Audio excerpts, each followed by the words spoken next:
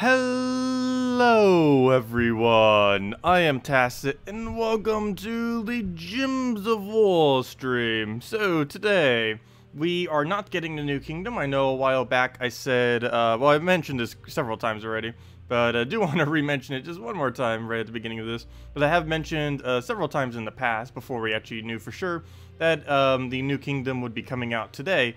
But today is an Australian holiday, and they weren't able to get anyone in the office in case something went wrong with the new kingdom. So instead of getting it today, we will be getting it next Monday, which is both good and bad. It's bad because we don't have it now, so I can't go over anything within the new kingdom. But it's good in that it's coming out on the same day that the event key is also available for it. So as soon as the new kingdom comes out, we'll immediately be able to event key for it, which is something that is normally not possible. I think only one kingdom has ever came out like this before, so this will be the second one where basically it comes out the exact same day that the event switches over for it, making it super easy to obtain, or at least easier and less expensive to obtain all of the stuff from it. So it's both good and bad. But since we don't have it, we'll just mess around with all of our normal stuff. Next week we'll have the new kingdom to go over, as well as, of course, the new mythic as well, coming out next Friday, 1 week from now.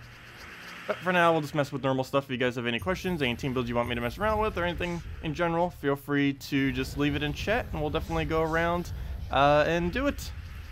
And just put that over to the corner. Also, we'll still have the standard 2 redeem codes and all that kind of stuff.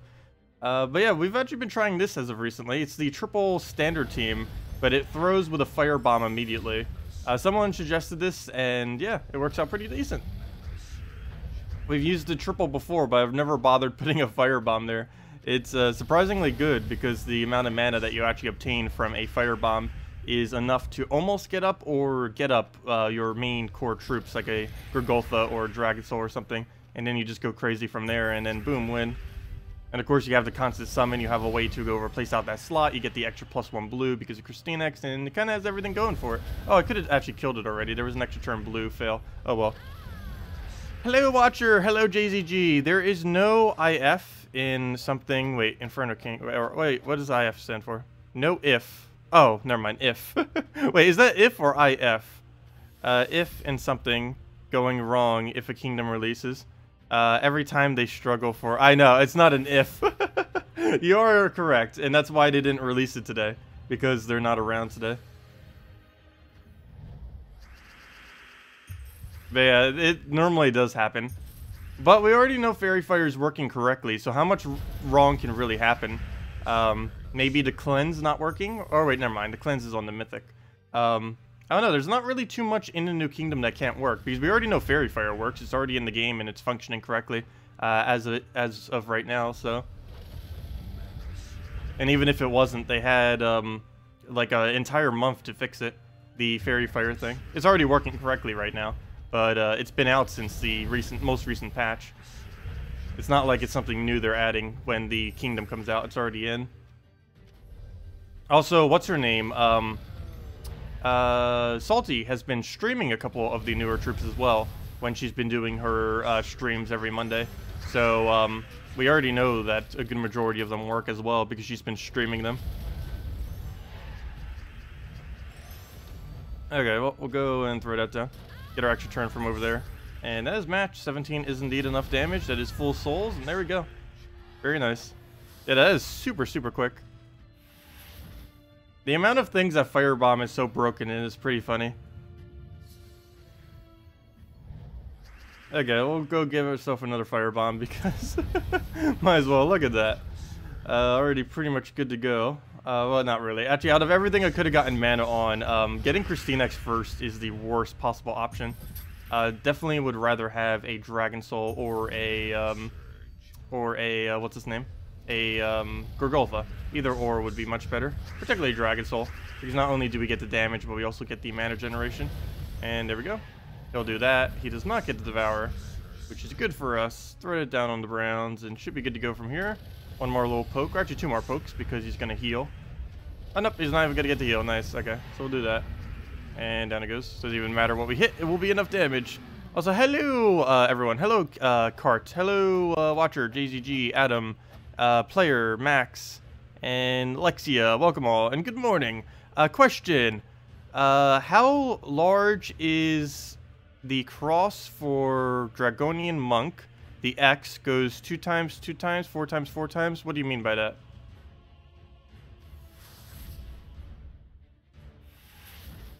I don't understand that question. It just does an X onto the board thingy. Let me see. Let me go do a Dragonian Monk team. Do I not have to save somewhere? Because I probably should for backup purposes. So I can actually use this thing. Let's see. Mercy and Furnace. Defend Brown, that I need. True Stun Poke, that I need. Guard Avatar, I need. 4 times Red, that I need. Ah, I need them all. I don't have any spare slots left. Well, technically I have all of them down here. I guess I'll replace one of these for now. But the only problem with that is if I replace out one of those, I'll replace it later in the future. I need my 2 guards because that's why I always show for guards. What am I not using here? 4 times Dragon I'm still using too. Though I haven't been using it as much recently. I haven't been using this explore slots. You know what? Let me go and edit this team. Make this my normal explore. 1 second. Let me go reorganize here. What's patch version? I think it's 3.25. I think that's correct. That should be. Because next patch is 3.3. Let me go and get ourselves the standard explore here. So I can go clear out our normal explore team. Firebomb. That is not a firebomb. Firebomb.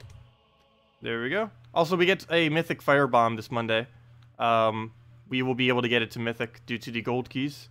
So that'll be nice. I think it gets 3 additional damage, if I'm not mistaken. 3 or 4, one of the two.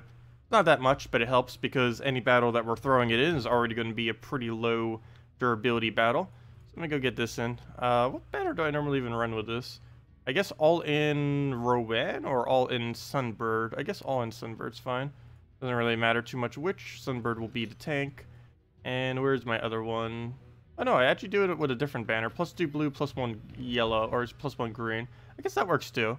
That goes spam Rowan instead of spam Sunbird. Oh well. We'll go and replace this out now. And let me go replace this with the standard Rogolfa. Actually, I should probably have this towards the top because it's one of those kind of teams that works against anything, regardless of what it is. Christine, especially since mana drain will be a lot less next patch. And then we just go the standard, where'd it go? There we go. And yeah, that should be all we need. Let me name it to not quick explore, that'd be a fail. Call it the safe 3 all color, that doesn't fit. Oh, it does! Oh, that's the exact amount of characters that can fit, nice. I can't even put any more. Safe 3 all, or safe 3 all color, there we go. And that's all we needed. Anyways, now let's go do what you were saying. But yeah, what was your exact question with that? I might not even need to show it. The Dragonian Monk hits how many gems in its X path? Oh, that can vary depending on where you hit it. It's not always a consistent amount because the specific area where you target it at can change the amount of gems that you will hit with the Dragonian Monk. So yeah, there's no way to really know. Just look at the X shape and count them out. There's really no way in knowing that. Not to mention he's almost always going to be getting a Cascade, so that changes up quite a bit too. But yeah, depending on specifically where you go for it, it will do a different amount of gem destroys. Let's see. Do you think a good yellow team is for Guild Wars? Guild Wars, I normally just run the Gorgoltha Famine combo. And if you don't have that, you can run a Alcatraz with a with any other supporting troop. You need some kind of mana drain that's really good. Generally, I run Famine, but you can run the Alcatraz too, and use that as a brown mana generator if you happen to be running a second brown. Also works pretty good just for doing the same thing that Gorgoltha does, which is mitigates down skull damage. But yeah, to the previous question with the Dragonian Monk, you'd have to calculate it out every single time. It's slightly different depending on the area that you're doing it at. Like, for example, if you do it on any of the lines, it would obviously be a lot less because it's only going to do the diagonal. And let's see, if we do it, like, right here. Well, actually, I don't want to count that. Actually, you know what? There's 8 right there, so we can already know how many that is. That's 8, 9, 10, 11. So that would have hit 11. But if we do something like right here, for example, we can see we're hitting 8, 9, 10, 11, 12, 13. So it can definitely change quite a bit depending on where on Earth you're actually targeting it at. There's no consistent amount that Dragonian Monk always does. He is a really, really strange troop to use. Because there's so much that goes into actually thinking out everything that you need to do with him. Even though it's such a simplistic cast in a way, just doing an X, it has the most possible capabilities of just about any spell. The reason you normally don't see me using it at all is, well, for two reasons. One is more of a early game kind of troop that you use for barrier spam. And the other reason is just because it takes so long to cast that you might as well just use a real team. Because the amount of time you'll put into thinking where on earth his most viable move is, it could take upwards of a minute to find his really viable move if you're looking for every possible option. Because it just has so many ways that you can use it. We'll throw a Draconian Monk here. Really good for Guild Wars, though. Really, really good in Guild Wars. The biggest issue, though, with that is Octotris is normally better than a Draconian Monk in most instances, so he doesn't really get as much usage, which is really disappointing, because he is really fun to use. Alright, move that over, move that over. Let's see. Hello, Techni, welcome. Hello, Unknown. What do you think? Oh, wait, never mind, I already answered the question. That's funny, I didn't say hi, but I answered your question. If anyone else has anything you want me to go over, just let me know, and we shall. Oh, he better not devour. He better not. Or if he does, devour that thing. Okay, well, at least he didn't devour at all. That was perfectly fine. Go grab that. Get another monk, or dragon. I almost called him Dragonian Monk. Get another Dragon Soul down. And anything we poke him with, we'll kill it. And that's max souls as well. Come on, cast. They haven't confirmed yet if hotkeys are coming to PC next patch or not. I believe they aren't. But they did say that they would be working on it. I really wish it was, though. So that we don't have to keep dealing with this annoying misclicks anymore. It's always annoying when you try casting ability, and then it takes you like 3 times because it's like, whoop, whoop, misclicked, whoop, misclicked, whoop, misclicked, whoop, whoop, whoop, whoops, and stuff like that. It's normally not by much, but if you just hit that button off just by the slightest amount, it's going to be like, nope, doesn't want to click. And then it brings you back to the previous screen, and then you have to go do it again, like, oh, okay, I gotta go back, oh, gotta go back again. So, never mind, I didn't misclick. I didn't misclick correctly. But yeah, stuff like that. It's annoying sometimes. Let's throw that down on purples, get the higher damage. Also, so he doesn't get to use the purple because he does double it. Don't want him doing that. And down he goes, dead. Oh, never mind, I forgot. The thing has so much durability this week, it's 20%. So much more than it normally does. I think it has the highest durability in the game right now, out of anything. It's still not really that viable, but it does have really high durability right now.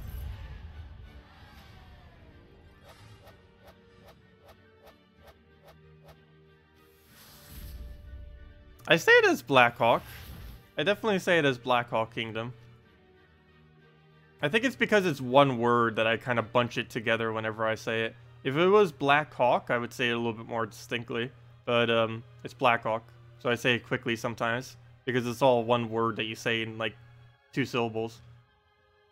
Instead of separating as 2 separate words. Hello, Exus. What is the next best troop to craft in Soulforge after Fairish Ra? At this current moment, I would say Famine, but because Famine's getting indirectly nerfed, I'd probably say... Actually, it's really hard because a lot of stuff that I'd probably say would be really good to craft at this exact moment in time is about to be nerfed in like a month. So that's a little bit of a hard decision. Like right now, I definitely say that the second, assuming no nerf, but it is getting nerfed indirectly, is... Famine, but Mana Drain's not going to be as good next patch, so really not as needed to go for Famine. The next runner-up would most likely be Infernus. The biggest issue with Infernus is I believe they're lowering down his damage. Not enough that he won't be viable, but in between the buff that they did, and they basically gave him a 6 damage buff, which was way too much, and I think they're going to be cutting that down by like half-ish, maybe? I don't know how much they're cutting it down by, or what they're even doing, but yeah, Famine will get indirectly nerfed. Infernus will be getting slightly less damage. I guess Infernus then, because the nerf that's happening to Famine will keep him basically dead content forever. Or maybe not dead content, but a lot less useful forever. Whereas the change to Infernus isn't really that big a deal.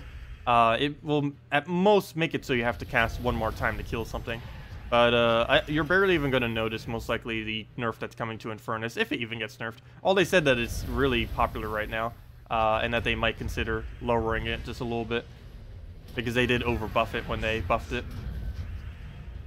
But yeah, those would be the three, or the two that aren't Fairish Ra, Famine and Infernus, and I would pretty much just say Infernus due to changes occurring to Famine. Famine's still going to be useful, but there's going to be a lot less teams you can use it against. It's not the kind of troop that you can throw against literally everything and automatically win. That won't be possible anymore.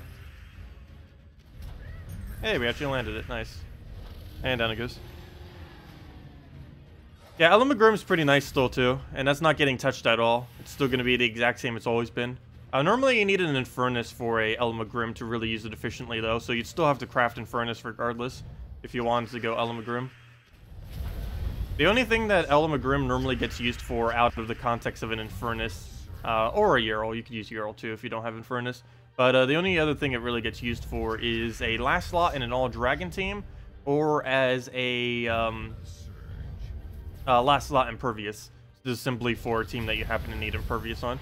It works really good at anti-skulls. So if skull spam ever becomes a thing again, which it most likely won't, due to all the changes they keep making, particularly the most recent one coming in the next kingdom, where Fairy Fire is going to be increasing the damage of all spells. So basically, spell spam will be amazing, even more amazing than it is right now. But yeah, next patch, if you can do 3 casts against an enemy, you will get better value than from the Fairy Fire than if you were to just do a simple cast. How many instances you'll really need that for, I don't really know. I think it's mainly going to be a Guild War kind of thing. In PvP, I don't think it's going to get as much usage. But the nice thing about it is you can actually get it with 0 downtime. Because the troop that does it to all enemies has a capability of landing an extra turn. So if you land that extra turn, you not only mana generate, but you also get Fairy Fire on everything. It doesn't do it on Burning, though, so 4x Daemon teams might be pretty popular. Most Daemons do have immune to Burning, or Fairy Fire, I should say, which will be quite useful against the Fairy Fire spam that's coming. But yeah, actually, you could build a team out of, like, Gorgolfa, Moloch, Amnesia, and Elamagrim or something. And there you go, boom, full fireproof. I highly doubt that would be, anyone would go that crazy with it. But technically, that would be possible, or something similar to it. I forget if Infernus, does Infernus have immune to fire? That would actually work out pretty interestingly. If you had like a Gorgolfa, Amnesia, or maybe not that order. Like a Gorgolfa, I just lost my train of thought of which specific team I was about to go mention. I know the composition, I just need to go, actually visually go put it into a team.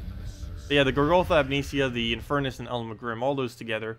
Unfortunately, the Infernus isn't actually a Daemon, even though it looks like one. But I do believe it has fireproof on him. Pretty sure. I know he has like one useless trait that never gets used, and I'm pretty sure that is the immune to fire, which is actually going to be quite useful as of next kingdom in a couple days. It has almost no usage right now, but it will. That's the only slightly bad thing, though. Because of that, maybe Elamagrim won't be viable, because there's going to be so many people running anti-burn next patch. Okay, let me go overwrite this real quick. Let me see. Infernus, do you have immune to fire? No! Never mind, he doesn't. His useless trait is gained 2 to all elementals. And his armor, too. It's not even HP. All it is 2 armor to all elementals. Never mind. Well, that's not too big a deal. What would that team be that I was thinking of? It would be that. Actually, that probably wouldn't be too good. It's going to have way too slow of a start. Never mind. That's not a team. No, it is not. That is way too slow of a start. Also, I don't even think it uses green. No, it doesn't. Never mind. Ignore what I just said. No. Alright, anyways. Oh, it didn't revert my team back. I always thought it did whenever you do that. Yeah, there we go. Aha! The meta. You can just revert your team back just by setting it to nothing. If you accidentally like make a mistake, like clear out your team and you're like, I kind of wanted that team to still be there. All you have to do is just leave it empty, and then it will automatically refill it back in, which is kind of funny.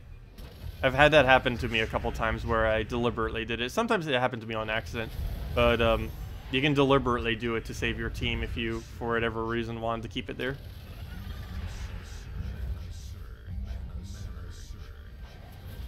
I don't even know if that's intended. I'm pretty sure it is. Because they have something in place to make sure that you can never set no team as your team. That used to be possible, but it's not anymore. But because of that, you can use the check for it seeing if you're using a team or not to just revert back to the team you were previously using. How many cards are you missing? Who? Tech Knight or me? I'm not missing a single card, if that question was to me. We have every single card in the game. I don't believe Tech Knight should be missing anything either, I would assume. Though he tends to guild hop a lot, so I don't know if he's been getting as many resources. Okay, move that, move that. Because it is pretty dependent on being on a decent resource gaining guild to constantly keep up with the new troops that they keep adding. A top guild can basically keep up with everything except the mythics. It's about the only thing. But if you already have a decent amount of mythics and you've been playing for a while, you can actually keep up with just your guild because you can use Soulforge to fill whatever gaps you might miss from your guild. Alright, we'll throw down Dragon Soul. Come on, cast. Down it goes. Get yourself a Christine X if we can. Lucky that he didn't really hit anything with it. Also, how dated is his team? He's still using that thing as if it's still the event week from like 3 weeks back. Don't kill it? Okay, good. Never mind. Sweet. We'll take out the purple. We got away with a lot that battle. Wow. Okay. Can we drop that? No, we cannot. Can we do anything with it? Don't believe so. No. Let's get rid of red, though. We'll do that. And dead. Dragon Soul. Have our souls. Next to me. Why the game says the number of max unit is 5. Oh, all those numbers are incorrect. They're all broken. I don't believe a single one of those is even stating a correct number. Or if they are, it's barely any. Yeah, almost all of this is incorrect. Let's see. The number of troops is correct, but the total number isn't. Both of these two numbers are incorrect. That's not the total number of weapons, nor is that the number of weapons I have. Team slots, I believe that is correct. Both of those. I think that's the only one that's actually correct. And the number of banners, the max is 30. So that number is correct, that one is not. So yeah, there's only... This left number is correct. Both of these numbers are correct. And this left number is correct. Everything else is incorrect. So this, both of these numbers are incorrect. This right number is incorrect. This right number... Oh wait, no. This right number, both of these numbers, and that right number are the ones that are incorrect. But yeah, it's just a whole mess right here. I don't know if they're fixing that next patch or not. But, yes. That's not how it's supposed to be. That is indeed max right there, 433. Weapons, I think the max for weapons is 180 something, if I'm not mistaken. Which is weird that's 194. Maybe there's some invisible weapons or something. But yeah, there's only about 180 something weapons. I counted it once. I don't think I'll do it again though. Let's see. I guess we could do it. The only problem is how it goes. Oh wait, we could do it by 8s. 1, 2, 3, 4, 5, 6, 7, 8, 9, 10, 11, 12, 13, 14, 15, 16, 17, 18, 19, 20, 21. 21 plus 5, right? Yeah, 21 plus 5. Wait. What's the winter woe there or there? Yeah, it's 21 plus 5. Never mind. Okay. Okay, calculator. 21 times 8 plus 5. Ew. That's how many weapons there are. 21 times 8 plus 5. There's currently a total of 173 weapons in the game. 173. So yes, that number is off and that number is off. Neither of them are correct. 173 is the current max weapons because we do have all of them, including the old event weapons. Actually, if we go and click show all, we shouldn't see a single thing that isn't unowned. Actually, you know what? We could just click unowned. That'd be even easier. Wait, what? Radiant Jewel. Oh, this is for next kingdom. Oh, that's interesting. Wait. Hold up. Well, for one, there's a visual error there from this. I need to go fix that. Hey, look, there's already errors from the new stuff. Wait, because it was supposed to come out today. It's already in the game. Oh, wait. Why is only the weapon in the game, but not the troops from the kingdom? That's not fair. But yeah, that's funny, because it was supposed to come out today. The weapon's actually here as well. So the new weapon we're getting for 40 red and 40 yellow hero mastery, if you have it. you end up getting, after you gain a level, you deal 32 damage to all enemies. Whoa, that's a lot of damage. Deal 32, wait, what is this weapon? That is a lot of damage. Deal 32 bonus damage to all undead enemies. Summon a light storm. Can only be cast once. Ah, okay, that's why. That's why it's so much. Oh, we finally got our first hero weapon that can only be cast once. Interesting. Very interesting. So that's like a super undead counter. Though, never mind. That's actually pretty bad then, if that can only be cast once. Never mind. Unless they're running pure undead, which is almost non-existent. That isn't really going to be that useful. That is kind of cool. Still, our first one cast only hero weapon with a visual error. But yeah, we're getting that on Monday. So that's the new weapon we get for free at 40 red, 40 yellow hero mastery. It's not that bad. It's not as good as I thought though. And that'll make it 174. Oh, it's 18 mana cost. It's relatively low for a single cast. Actually, it's about mid-range. Never mind. Because I know Great Maul's 24. Quite a few of the other ones are 18. I know Rock is 15. So I guess it's kind of mid-range then. Yeah, it's not too good though. If that was multi-cast, that would obviously be really good, but no, it's only single cast. A very, very niche instance where you would only really use it for undead. I don't really see another purpose other than for that, because it would do too little damage to not undeads. Unless you only needed it for one cast. If you had it on a team where you only needed it for one cast for whatever reason, then it would work out nicely. I can't really think of a single team where you would only need it once, though. Because you would need a lot of mana generation for it. Because it's a lot more than a Dragon Soul and other stuff. Because at least a Dragon Soul, when it does its damage, gives you most of your mana back. Even a KrissTigger can give you some of your mana back. The only thing the thing gives you is a Light Storm. So I guess maybe it'll be used in some kind of Gorgolfa team, maybe. With a bunch of heavy hitters. We'll see. We're obviously going to be messing around with it once we get it.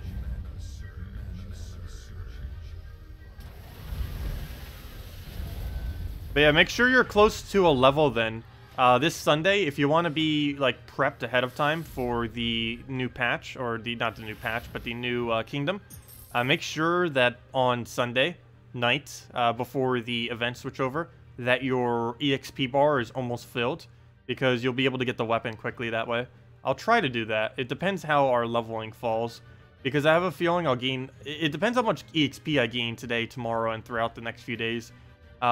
Because ideally I'd want to do that on level 1209.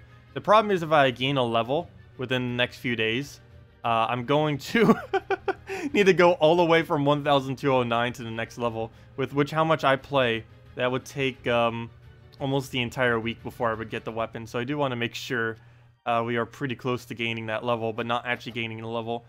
Because it only triggers, you only get your hero mastery weapons whenever you gain a level. That's the trigger that determines it. But if we don't actually have, if we're nowhere near close to level, it could take the entire week almost to go gain it. So, yeah, no. I'd rather have... Oh, wait, why did I do it that way? I could have completely avoided that. Oh, well.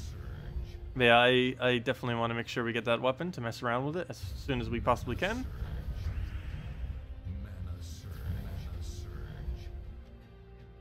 A one-shot an entire bone army. Problem is, almost no one runs pure undead. Unless it's like an event week where it tells you to deliberately go set all your defend teams to pure undead. No one's really going to be running pure undead. Very few... The biggest issue with undead is it doesn't really have a good mana generator. A lot of stuff in undead isn't that bad. It's just they don't have much synergy with each other. Also, the unique trait that they got wasn't particularly useful either. It's just immune to poison, immune to disease, and immune to death mark. Death mark never gets used because it's so useless these days, and made even more useless by the fact that that trait even exists. Poison is very niche and would really only be used on Web Spinner and a few other small instances. And disease is used on, well, basically nothing at all. Plague's about the only thing that even runs disease in the entire game, for the most part. Oh, Bone Army and first challenge Kedar. Oh, that's what you meant by that. I thought you meant like a bone army as in like someone using like all skeleton undead or something. Would that be much better? There's already plenty of stuff that one-shots an entire enemy team, isn't there? Oh, well, I guess if you set it on a higher difficulty, you could get a quick cast into it. But I don't think that would be quicker than like Rowan spam or something. Rowan is already 30-something split to all enemies. which is pretty decent. But of course that sundial thingy, whatever that was, the sun disk, that was, I wasn't even using the right hero class, and it was 32. That's not too bad. With the right hero class, that's like 70 damage to everything. That could, I believe, do Warlord 4 difficulty with a wipe. The biggest issue with that, though, is how would you feed it mana? I guess you could start with, trying to think of a hero class that you could do that with. It would need to be a yellow or a red hero class that gains half mana.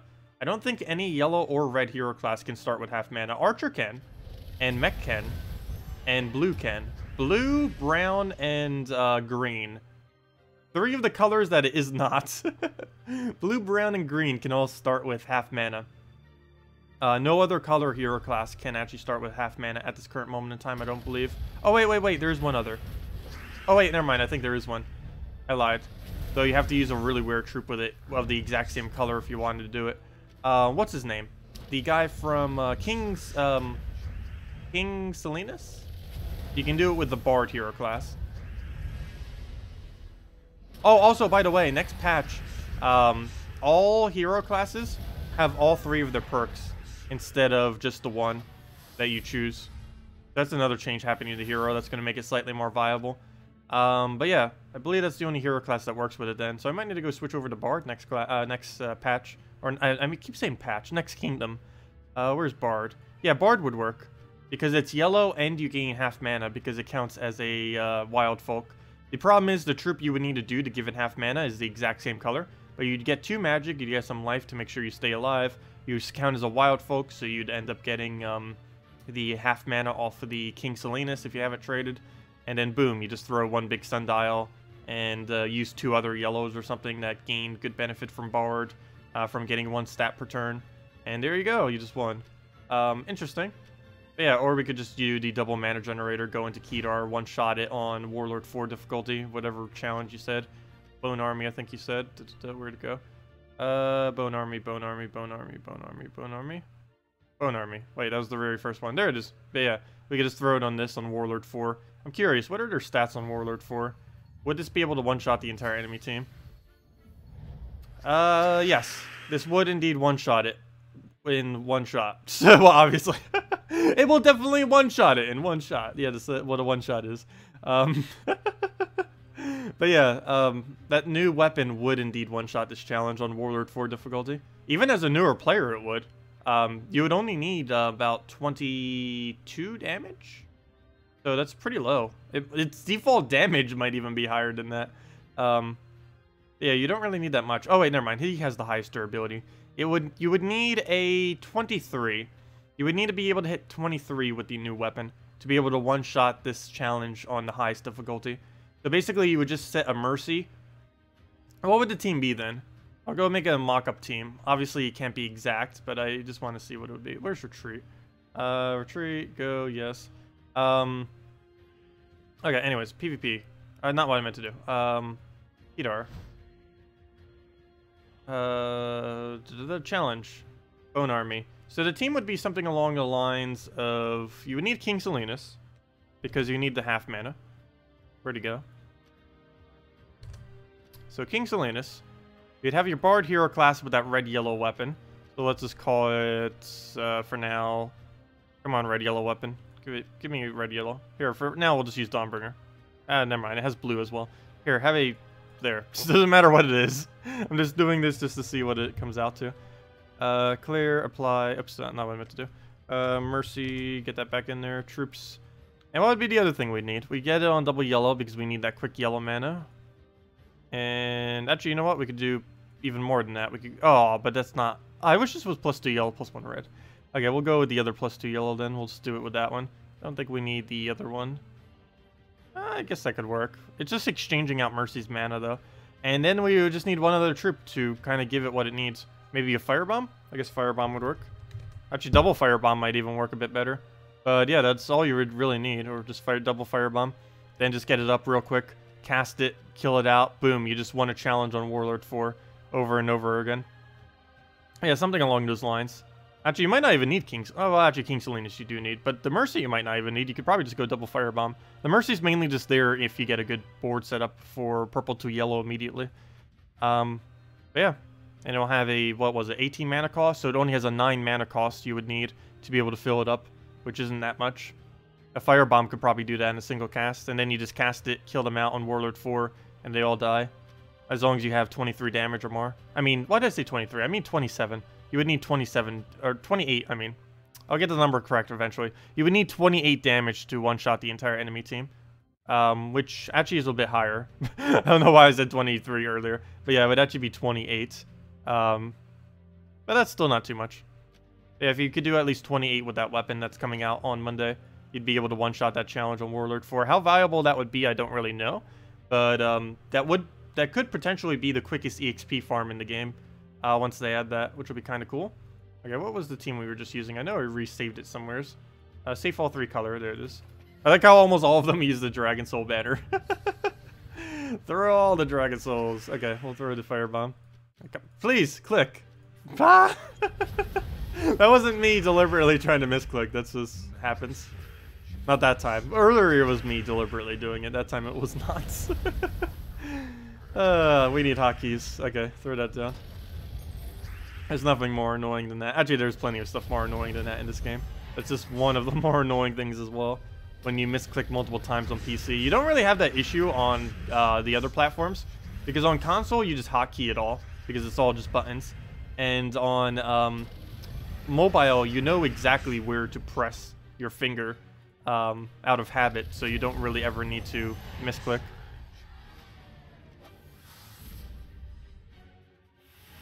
Is your Scion getting nerfed? Yes and no. Scion is not being touched, but Mana Drain in general is getting counters. So yes, Scion is getting nerfed to the point that's going to be almost unusable.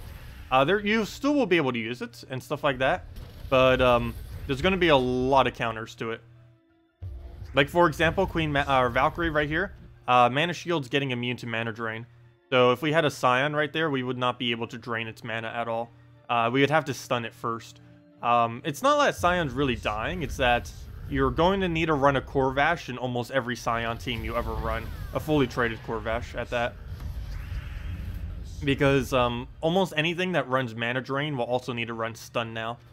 I believe everything that's currently getting immune to Mana Drain next patch, almost everything or everything, one of the two, but almost everything that has immune to Mana Drain, or will be getting immune to Mana Drain, does not have immune to Stun. So you can simply just stun them out with a Corvash and then drain them. But it's not going to be as easy as simply hit something and then you drain it. It still could be, depending on what you're up against. But there's going to be a lot of people, particularly initially once next patch starts, that are going to be running Mana Drain protection on their team. Impervious isn't getting it, but all elves are, as well as anything that currently has Mana Shield, with the exception of Dragon Soul, because they're changing Dragon Soul's traits. Yeah, basically anything with Mana Shield right now. Actually, I could go through the ones that are really going to be decent. Everything with Mana Shield and everything with Elf is getting Mana Drain protection. So if we go under Mana Shield, go type in all of these. So Amira, going to be amazing. She already is, but doesn't really get used much. She's mainly a Blue Day counter, but she's going to be an even better Blue Day counter, because not only is she stealthy, you can't even drain her, and she even has some skull mitigation. Really nice.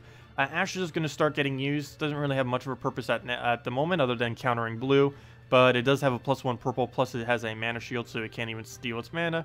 Baba Yaga, already pretty decent for Guild War purposes, but now will have a double silence and a summon, but can't be mana drained.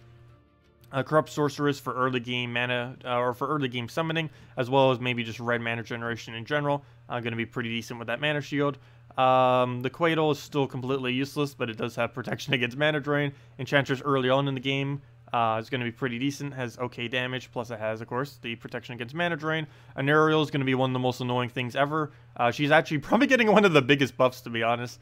The fact that she can generate her own mana and has immune to Mana Drain is a pretty potent combination. I could see a nerf coming in the future, because a lot of people are going to be running really weird Lady Ordinarial teams that are going to be super annoying and just gain almost infinite HP. One thing that is going to be pretty good against her, though, is Soul Zara, because Soul Zara, due to their high HP, is always going to do triple damage. So that might be nice. Nyx is going to be extremely annoying as well, due to its constant Mana Drain capability. Luckily, it does not generate its own mana. Elspeth is already amazing, but going to be even better since she can't lose her mana. Dragon Soul is losing it, but Valkyrie, of course, is going to be, out of the 6 converters, she will be the absolute best once again. She's kind of like mid-range at the moment, or I guess still kind of up there. But starting next patch, or I keep saying next patch, starting next kingdom. Oh wait, never mind, that one is right. Yeah, starting next patch. That was correct. Starting next patch, because that's when Mana Shield is getting the buff. Valkyrie will be the best of the 6 converters, without a shadow of a doubt. She has Soul Gain, she has a useful transform given that it's blue, she has a +1 onto the color, she has only a 10 mana cost, which is tied at the lowest of any of them, and she can't even be mana drained. So yeah, she has a lot going for her. But yeah, out of all of these, the biggest 3 that are going to be really annoying are Valkyrie, Lady Arnerial, and the other one is kind of questionable. Actually, there's quite a few that could be somewhat useful.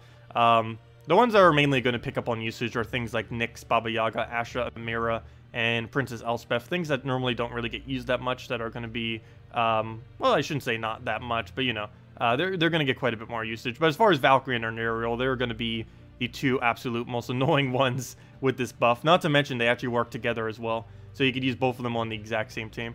Also, all elves are getting it as well. That's almost irrelevant, though. The only elf I think that's applicable on is, well, of course, her, because she already has it. Lady Arnerial, she's an elf. And Dark Maiden. Dark Maiden because of her mana generation capabilities. Hello, Marcelo. Welcome. Yeah, it's easy to counter with stun. It's going to be ridiculously easy. That'd be pretty funny if they release mana drain protection, but they forget to give a single one of them immune to stun. I'm pretty sure not a single one of them is going to have immune to stun. So it's going to, if you have Corvash fully traded, it's going to be like it doesn't even exist. Because you could just get some spam and then just start draining everything like crazy. So it still should be easy to counter, as weird as that may seem. But even though they're countering mana drain, you can counter the mana drain counter that they're adding to the game. So it's not that big a deal for mana drain troops for the most part. It's still going to be annoying, and you can't just blanket throw like a famine randomly in your team. You have to make sure they don't have protection against it. Like if we were up against this team right now with a famine, we would not, or next patch, we would not be able to mana drain her. I think that might be one of the more annoying ones though, given that she creates her own color. Not sure if they're going to get rid of it from her, but they kind of can't because she is an elf. So they did say every elf is getting that unique class-based trait. So we'll see exactly what happens with her. But yeah, this might be one of the first things we kind of mess around with. See if we can make a super overpowered Lady or Arnerial team. The problem is the things that she gets used with don't have mana drain protection though. There isn't a single thing with mana drain protection that she rolls with. So it would only be her that has the protection against it. Well, other than Valkyrie, but that's not damage. That's just a more mana accumulation. Let's see. Can her created green gems overwrite existing blues on the board and the other way around? Yes, I believe that is the case. I'm pretty sure Lady Arnerial overwrites herself. I know one of the fun ones I normally like to do is, let me see. Do I do the Hydra version? Which one should we go for? I don't even know at this point. Let's go with the Venoxia version, I guess. Venoxia. Valkyrie. Lady Arnerial. And this will be running with a double mana drain. And what was the other one I need? Queen Mab. Or double protection against mana drain, I should say. And there we go. And that covers everything. All we need is the, or not everything, but we do it with the, what's it called? This banner. And there we go. Okay. So, oh, the mana drain Scion. Unfortunately, we can't show the counter of our mana drain. Well, it only protects herself. It's not like it protects the Venoxia. So we'd still be getting mana drained regardless, I guess. There we go. Very lucky right there. We'll go through that on the purple. And now we just get to go crazy. Let's see. Can her gems override each other? Do they not? Interesting. I wonder why she might be so strong. I'm pretty sure they do. And I just didn't notice it there. Let's get rid of brown. We don't even use the color. Queen Mab again. Lady Arnerial. Venoxia. Lady Arnerial. Valkyrie into something that's not green. Queen Mab. Lady Arnerial. And I guess another one of those. Queen Mab, and there we go. I love when that team works correctly. That's actually a little bit above average, actually quite a bit above average. Normally it doesn't work that perfectly. But, yeah. That's the strongest Vinoxia team that I'm aware of. Lady Arnarial does get used with a couple other things, but that might also be the strongest Lady Arnarial team. I'm not even sure. Given that it has 2 different things with mana protection, that might be the case. Because even if you try getting mana drained, you keep all your Valkyrie mana and you keep all your Lady Arnarial mana, and that's all you need to get rolling. Basically, the whole thing that keeps your team going has a full immunity to mana drain. That's kind of cool. Yeah, that's what the team does, ideally. We got pretty lucky there, though. That's definitely quite a bit above average. It normally takes a lot longer to get things rolling, especially with a board like this that's not giving us anything we really need. Lucky extra turn right there. I don't really have much of a follow-up, though, so we'll try for the red. Don't get it. But we'll go claim the red that he leaves right there. We don't have a drop. We'll just take this one from the top. Get that. Got a blue. Please don't miss. Ah, it missed. Well, now we lose. Let's see. No, we didn't lose yet, but always annoying when you get a miss. Oh, no surge. Should have taken the red. Wait, was that red just sitting there? I had to have. I could have just taken that the previous turn, and that would have been full mana. Guaranteed. So we'll take that. Just oh, whoa, whoa, whoa. The double cascade. I didn't mean to... Okay. This is the fail. The fail after fails. Okay, we'll get our extra turn there. I think we finally got back up now. Just need to get Valkyrie down and we'll be good to go. Another Vinoxia or another Lady Arnarial? I think at this point I need to go make sure I cast Lady Arnarial. There we go, perfect. Got lucky there. Valkyrie, do something useful. No, you don't have anything. You, don't miss. Go. Okay, good. That's not missing. Blues, why must you be near nothing? So we'll go do that. At least get something out of it. Get our Lady Arnarial down because our HP is getting too low. Vinoxia because it's our only thing. Later up, Queen Map first. Get Lady Arnarial back down, and now we just loop until we win, pretty much. Vinoxia, sure. I need the damage. Also higher attack so we can actually hit through the Rogolfa. Never mind, he's already dead. Get that back up. Get that down. Infinite HPs. There was a lot of discussion on Lady Arnarial being way too overpowered when she first came out. That will be really noticeable starting next patch. They never actually modified her at all from the really strong state she was released in. You normally don't see me using her that much, mainly because she is a little bit towards the slower side, particularly if she keeps missing. But in teams like this, and given that both of those will have mana drain protection next turn, it's going to be pretty useful. It's still pretty slow though, but it's pretty. It gains a lot of stats. That is for sure. It gains a pretty substantial amount of stats. You'll have like a 200 attack Vinoxia with 300 HP on all of your troops. It's really funny. Okay, let's go and get our Valkyrie mana. It's the only thing that really matters when we're starting. We can get the other ones as well, but Valkyrie's the most consistent cast we have on the team that generally won't miss. Unfortunately, we don't have any alignment, so can't really use it at the moment. We'll just have to wait. Thank you for giving us alignment. Not really on the color we'd want to do it on, but better than nothing. And now we just spam them down. We'll do that. Get the Vinoxia. Oh, come on, stop missing. We're not even getting the freezes we need. Oh, see? Like, that would have protected us from that mana drain. Actually, I didn't even see if we lost any mana. But if we did lose mana, we wouldn't have if it was next patch. Alright, we'll throw Vinoxia down. Get a Queen Mab in there. Get our HP, because why not? Actually, I probably should have went for attack. Actually, let me do that now, since we have it. Do that again. Queen Mab again. That again. Get more HP, because why not? Queen Mab. And get that back down. Queen Mab. And Skull, because why not? And yeah, that's pretty much the team in a nutshell. Oh, and you can easily get max souls because of Valkyrie. So, yeah. Oh, what does Fairy Fire do? Fairy Fire increases the amount of damage a enemy will take by 50%. Or, sorry. It will increase the amount of spell-based damage that an enemy will take by 50%. So, for example, whenever you cast a spell that does any form of damage via the spell itself, it will do additional damage. So, things like Dark Monolith, boom, all that will be extra damage. All of Famine's ability, boom, extra 50%. And basically anything you ever use that is similar to that, in that it does damage, will indeed be increased. Where on earth is the team I was just doing? There it is. But yeah, like for example, Gorgolfa's skulls that he explodes will not be buffed. Dragon Soul's damage on its ability will be buffed, but the explosions on the skulls will not be buffed. So like the 5 skulls you maybe hit, that will not be increased. But the 17 damage AoE, or in this case 14 damage AoE that we're going to be doing, does get increased by 50%. Fire bombs will get increased. Basically anything that's related to a spell, and not to skulls, will be increased by 50% damage. It's like a, it's like how Hunter's Mark increases skull damage by 100%, except it's not Hunter's Mark, or it's not related to skulls. It's for everything that's not skulls. What do we even take here? Go for the purple? We'll go to that.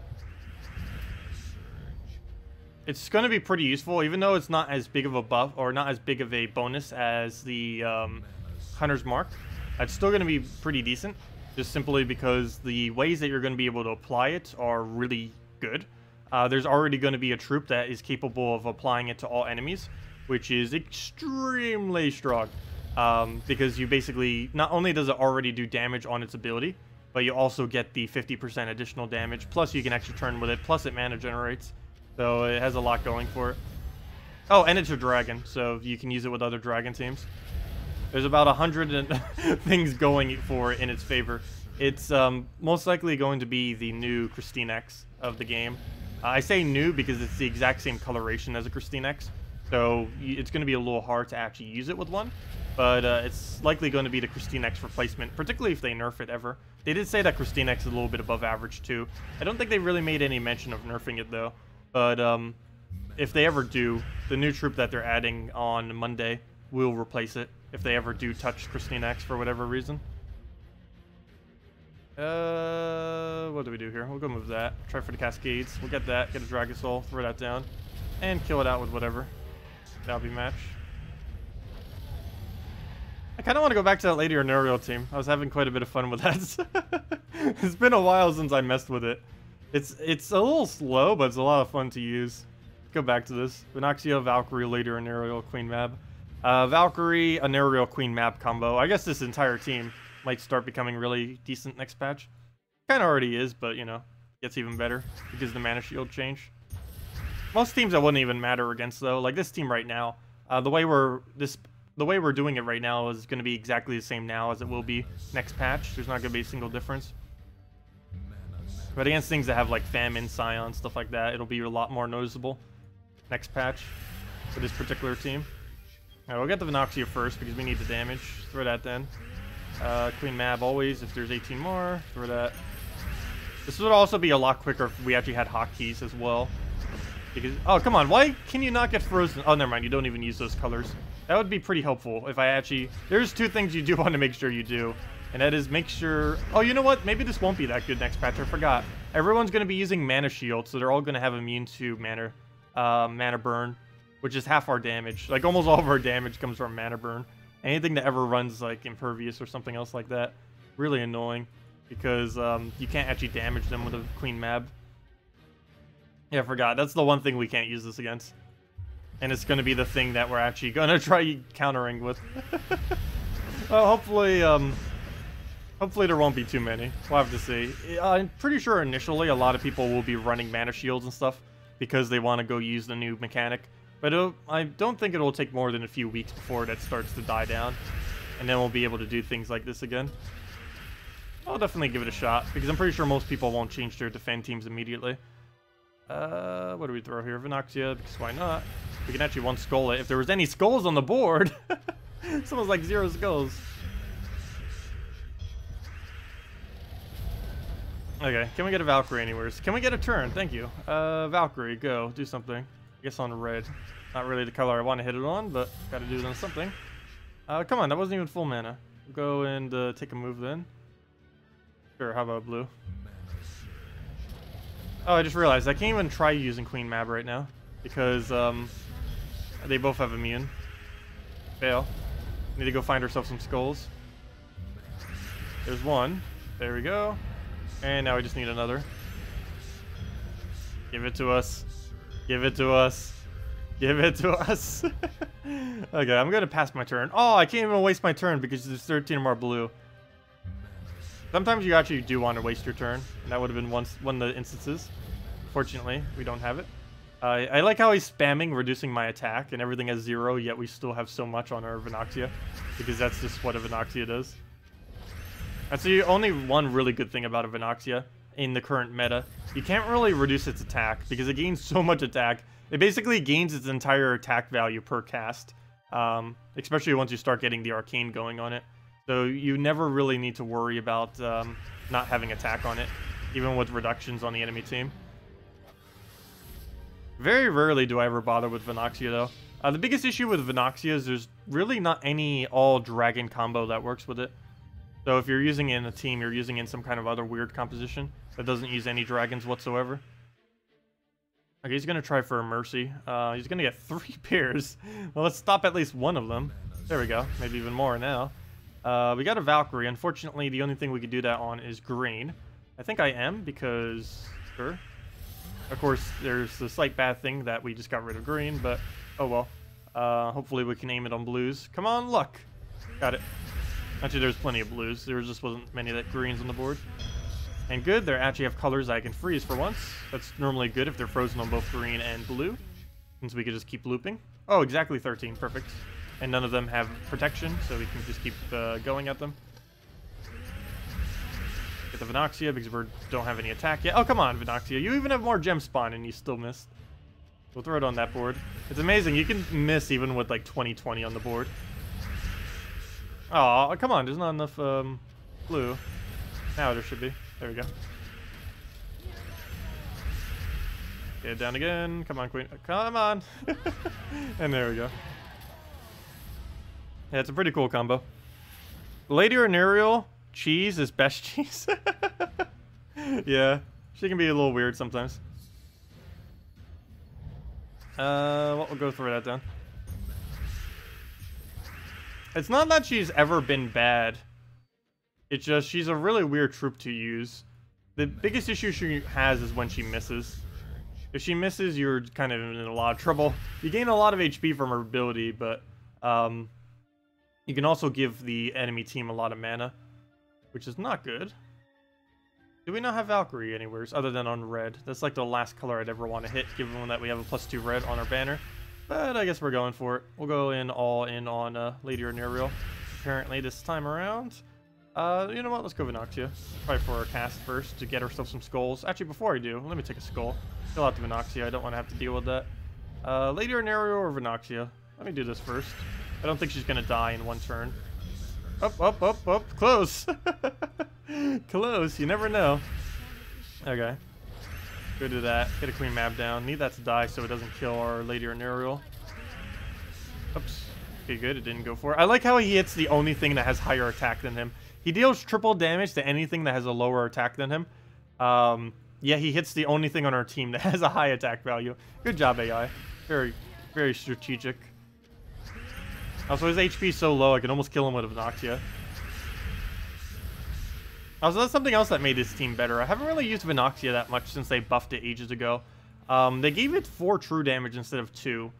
It doesn't seem like that would be that much, but it actually is. It's basically doubling the amount of damage that a Vinoxia does. And while it's still a pretty trivial amount of damage, the fact that you can loop it pretty well is kind of handy, since you're never really going to realistically use it to fully true damage down a team. But it's helpful in doing so if you need to close a gap. Like if there was only like 10 HP on the enemy team, you could easily loop to go kill that out. But yeah, that's kind of okay.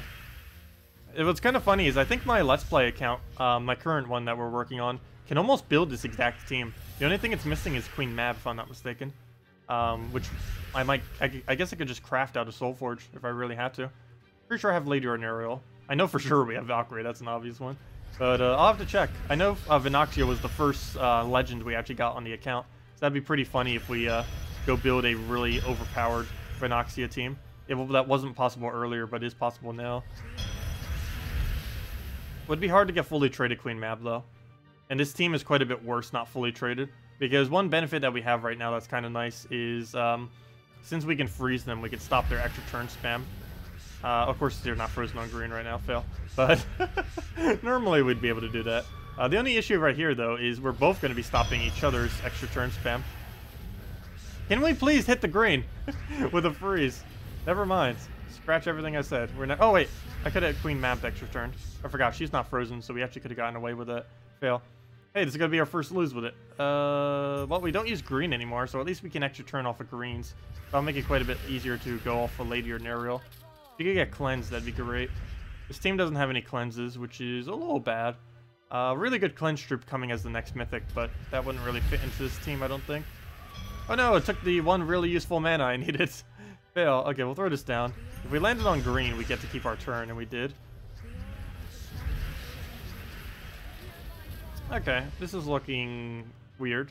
What do we do? Go take blue and let it skull us? Oops, wrong way. We'll do that. Take the other blue, unless we have a red or yellow, which we don't. 0 surges, that's unfortunate. How have we not frozen his green a single time this battle? That's very unlucky. The one color we need frozen on his entire team, and we have yet to actually hit it. Right, there goes our mana again. Valkyrie. We're frozen on it. Also, that would only do 1 damage. What do we convert out here? Red, no. Brown, yes. We'll do that. Get some of our mana. Gives us later an arrow. Gives us a map as well, though that's not particularly useful, but go throw that down. Come on, fear miss. No. No. Okay, we're gonna just die to constant Dawnbringer and everything. Yeah, we lost finally. Well, it was a matter of time. Oh, there we go. We'll give it one more team battle. Are we up against Queen Map? I should probably make sure I don't do that. That was one of the main reasons why I never even used this in the past as well. For basically what just happened in the previous battle. It is very horrifically bad against freeze of any kind, particularly Queen Map, of course. But any freeze at all, it will absolutely get crushed by. Also, if they're running a double humility team, it's also really bad against that, because you end up poking it so many times that you would normally give a instant slot Draculus or whatever they're using to them, which is not good. Oh, why did I take that green? I shouldn't have done that. I probably took away my extra turn capability. Okay, we'll do that. Throw the arrow and just get everything rolling again. What else to move? Purple to yellow. There we go. Nice extra turn randomly. Go for the purple convert. Doesn't even matter what colors we keep as long as the board is blue and green. Those are the only 2 we really need. Maybe red if we can as well, just because it's quick Valkyrie. But that's about it. We'll throw that one more time. Queen Mab dead. Up. Oh, whoa, whoa, whoa. What are you doing surviving with 13 HP? There you go. And down it goes. Hello, Dave. Welcome. You missed your question? Sorry. Actually, I probably missed quite a bit of chat. Hello, Alonso. Running Creeping Death with Sorcerer class and 2 Magic and 8 Life will come in. Yeah, all hero classes are gaining all perks starting next patch. Quite a few classes that were kind of useless might start to become a little bit more useful. One in particular would be things like Archer class, which already was pretty decent, but it has some of the best stats you can even have, which is the offensive and both the offensive ones, the skulls and the magic. The best ones are going to be any of them that have a combination of attack, magic, and HP. Any of them that have armor are not really going to be that good compared to other classes. They're still going to be decent because of their normal standard stuff that they have. You know, these standard perks or the traits that they have. But yeah, HP, magic, and attack are going to be the absolute best ones to have. Any combination of those. So any classes that do have those combinations are going to be pretty nice. All the ones with armor and stuff, they're still okay. It's not like they're going to be any worse if their traits are already good. But they're definitely not going to be as desirable. Like that, 8 attack, or 8 armor, or 4 attack. It's not too useful in most instances. But yeah, some of them will be pretty useful. Actually, that's kind of funny. Bard actually has one of probably the best combos with it. HP and magic. Because if you're using your hero mainly as like a 2nd or 3rd slot caster, or even a 4th slot caster for whatever reason, this would work out the best because you don't need attack, and armor is the less effective stat that you can have for resistance. So having both the magic and the HP is basically the best you can even get For earlier on in the game, the best would be something like attack HP, which I think is actually pretty nice, because I believe Warlord has that combination, if I'm not mistaken. Yes. So yeah, new players, definitely go get yourself a, get like, I forget how many wins it takes to get this perk. I think 50 wins? Go get yourself the hero class from Broken Spire and go get 50 wins with it. That's actually probably the best 2 you could get as a newer player, because you generally use your hero as first slot tank. So you'd be able to use it for extra attack, extra life, and if you, for whatever reason, put more giants into the team, you would also gain extra, even more life and attack, because I believe that's the bonus for giants. It's like 6 attack, or 6 life, 1 attack, or something. Somewhere around there. I forget how much extra stats you get. Haven't used it for ages. But I know it is HP attack related. What else did I miss as far as questions? Does that mean Famine will be less damage on cast? Yes. Famine should do less damage on cast, every cast it does. If it does what the ability says, which I assume it does, though we don't know for sure because, well, we won't know until next patch. But if the card does exactly what the card says, it boosts based on the actual mana drains, not on the mana that the enemy team has. So if it's unable to drain that mana, it shouldn't get the boost ratio from draining their mana, because he didn't drain their mana. They still have their mana if he hits on a mana shield. That's the main reason why Famine's actually going to be pretty bad. It's also why the Mythic coming out next Friday is basically a reverse Famine. Even though it only has a 1x boost ratio instead of a 2, that 1x boost ratio that it has will never be able to be taken away from it, because it boosts based on allied HP, or it boosts based on allied mana, the current mana that you have on all of your allies, whereas that can't really be taken away from you. Well, it could be from a, mana drain on the opposing team, but it's on your team, so you have more control over it than compared to if something had a mana drain protection on the opposing team. Well, I guess you could stun that, but still. Overall, it's going to be a lot easier to make sure that your team has mana than it will be to make sure that the enemy team doesn't have mana shield or some kind of other similar trait. What do we do here? I think we throw Venoxia so we can get up to a one-shot skull. Then again, never mind. We kind of already are at a one-shot skull. Everything on his team is already so damaged that kind of already at that point. Oh, I could have taken a skull and already won. Here, have that. There we go. And down it goes. Should probably be casting Valkyrie a bit more so we actually gain free souls, but oh well. Yeah, I missed using this team. Oh, nope, Queen map. And as I say that, let's go switch to not this team, because that will absolutely get decimated by that if we use it. But yeah, that's Famine's not going to be that viable next patch. It's still going to be used. It's just you can't throw it against anything anymore. You have to actually look at the enemy team. Like against this team right here, Famine would still do the exact same. But defend teams will probably get changed up quite a bit starting next patch. So the initial few weeks, it's going to be pretty bad. After those few weeks, it's probably going to be better though. Also, I will be covering the best teams of this version probably in a week or two. Obviously, I need to wait till after the new kingdom comes out, as that's the biggest thing that's even happening this version, as far as new troops are concerned. But I don't know. We'll have to see how the meta shifts.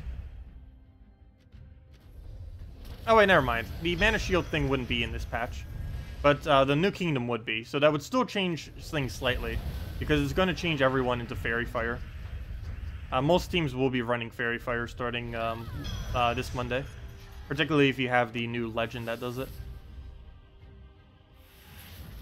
And Fairy Fire does 50% additional magic-based damage. And since you can cast it for a free turn, actually I believe almost every instance of Fairy Fire can be casted for a free turn, which is kind of interesting. There's even a troop that basically just places Fairy Fire. Like nothing else. Like I think it was place Fairy Fire and then gain an extra turn.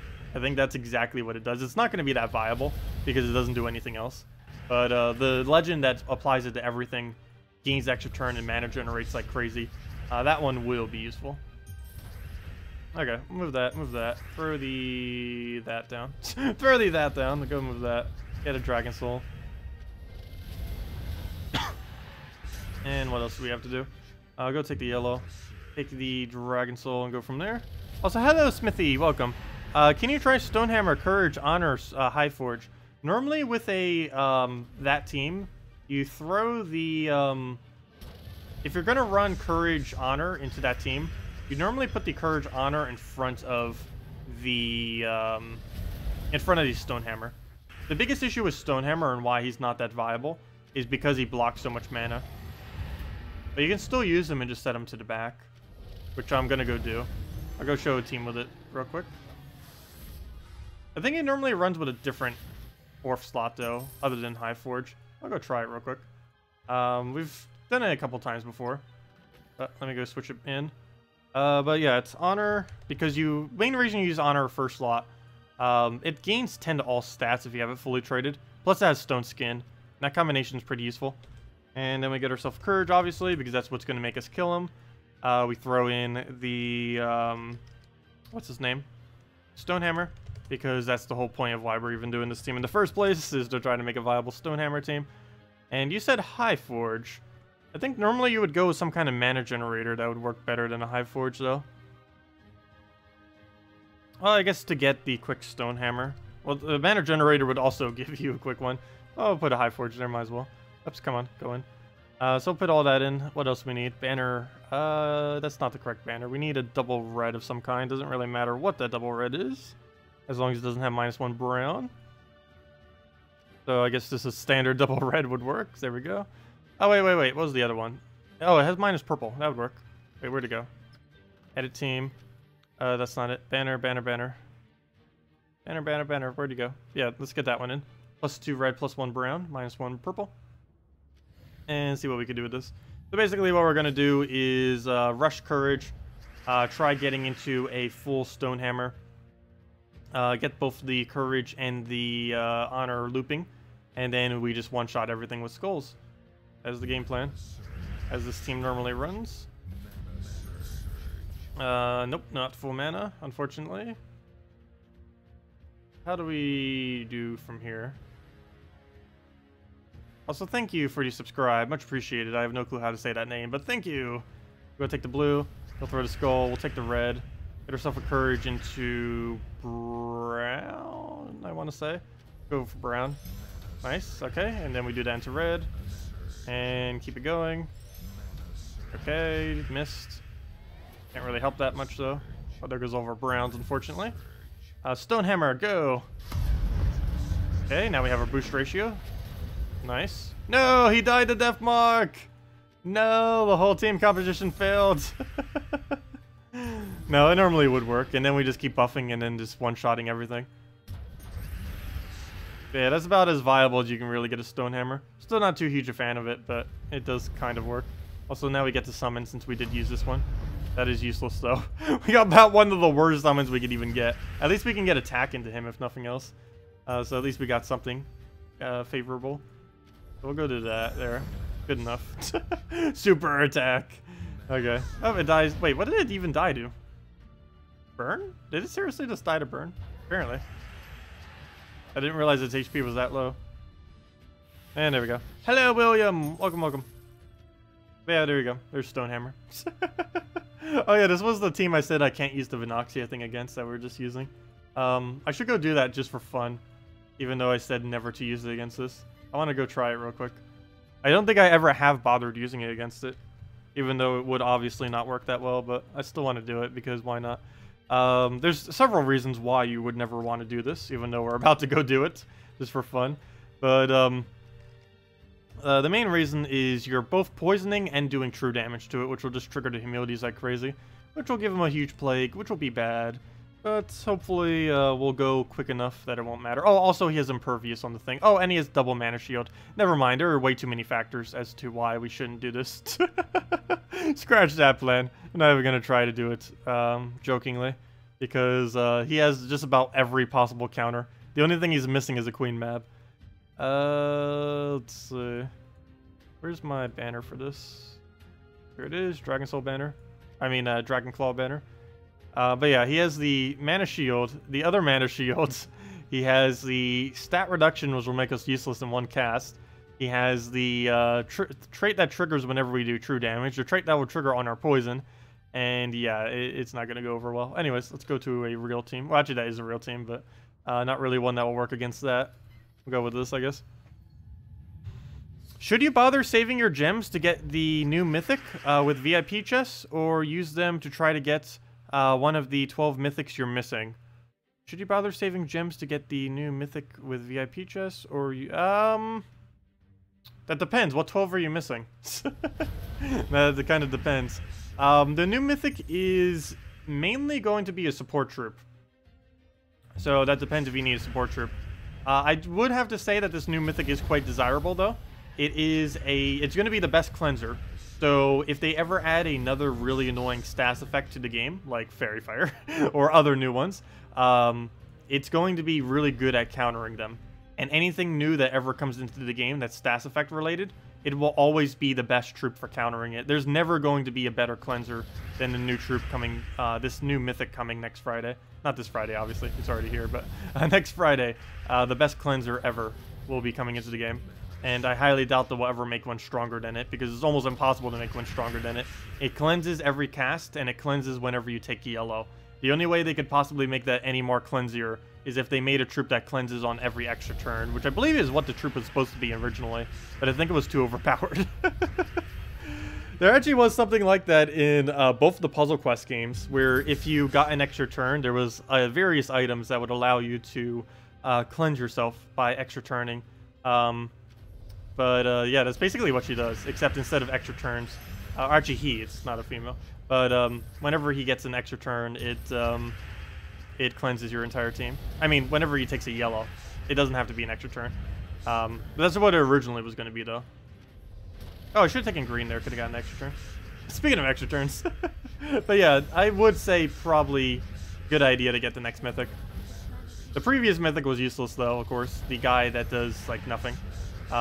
The one that does, what was his name? I don't even remember. He's such dead content that no one uses him for anything.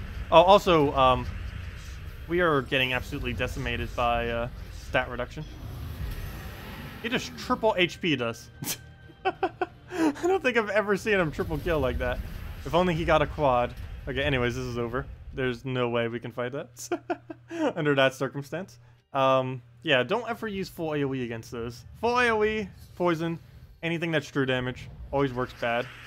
I was hoping that we could get away with it by killing him quickly, but nope. Not the case. Not the case at all. Yeah, double humility is a really funny concept. Out of every troop that can be used double, he's actually one of the strongest possible doubles in the game, which is kind of weird. Pretty easy to obtain too. The only problem is it's really hard to get him fully traded due to how much it costs. Like, everyone has them. The problem is he only gets that really good effect if he's fully traded. Getting him takes like 1 week, but getting him his trade stones takes like a very, very long amount of time. Especially if you don't specifically go out of your way for it. Hello, Vekin. Hello, Semet. Hello, Sean. Welcome, welcome, welcome. Missing all the key ones, like Famine, Infernus, Warbreaker. Oh, you might just want to throw it once the new kingdom comes out then. This Monday, the new kingdom's coming out. So I guess you could throw VIP chests then. You'll have the chance at getting new kingdom stuff, plus you'll have the chance at getting the old mythics instead of the newer ones. Or the newer one, I should say. Actually, whenever you open to try to get your mythics, you will be getting the chance of getting all the new troops. Unlike when event troops come into the game, anything that ever comes in via kingdom is always immediately available. So when the kingdom releases on this Monday, every single troop within that kingdom will be immediately available in every drop pool. So any chest that you open will have them. Of course, ideally, given that's the event week for it, you would be doing event keys. But the event key drop pool has a 0% chance for mythics. So if your whole point was getting mythics, yeah, you wouldn't want to do too many event keys. I will be, just because the only thing I really need from it is the actual new troops, and the event keys will just be basically entirely the new troops. But if you are seeking out mythics, you wouldn't really want to hit them too heavily, and you could just do the other keys instead. But yeah, it really comes down to what you want. Either save all your keys for Friday for when a new mythic comes out, or just dump all your keys on Monday to try to get all the new stuff. Either or.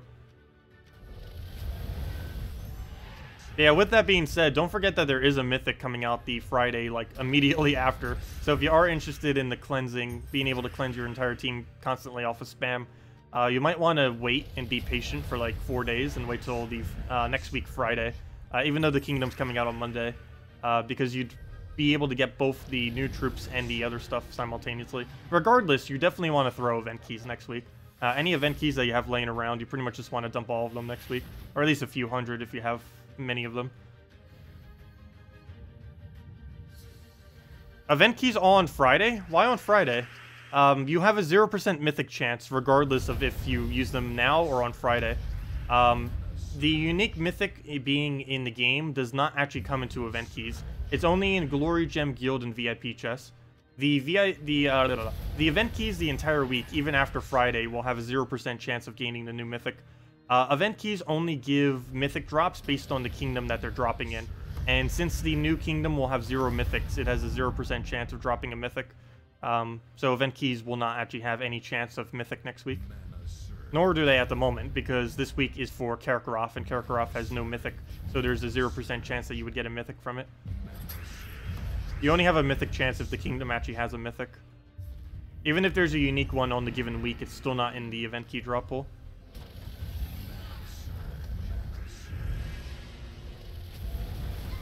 You can use gold and event keys on Monday, then the rest on Friday. Yeah, pretty much. That's exactly what I'm doing, actually. That's exactly what my plan is. On Monday, I'm throwing every event key I have, plus a little bit extra if I don't mythic everything, because I do need to make sure I mythic, particularly if it's a magic kingdom. But regardless, even if it's not, I'm still mythicking everything. But yeah, my plan is on next Monday, I'm throwing every event key and every gold key I have. Then I'm saving every gem key I have for Friday. And maybe some glory keys too. But that is my game plan. Yeah. So all gold keys and event keys once the event switches over on Monday to go get all the new kingdom stuff. That'll give me all the commons, all the rares, and all of the what's it called? The new stuff. This gives all the ultra rare plus. And then on Friday, we can go and get ourselves the mythic with whatever gem keys we have. And if that doesn't do it, we'll just VIP key the rest. Glory keys, I don't know exactly what I'll do with that. I guess I'll throw them on Monday as well. Not all of them, but a good majority of them. Maybe like 4,000 or 5,000 or so. Because I do need to make sure, particularly if it's a Magic Kingdom, that I do get it all to rare. The only problem with that is, what if we get a Mythic drop?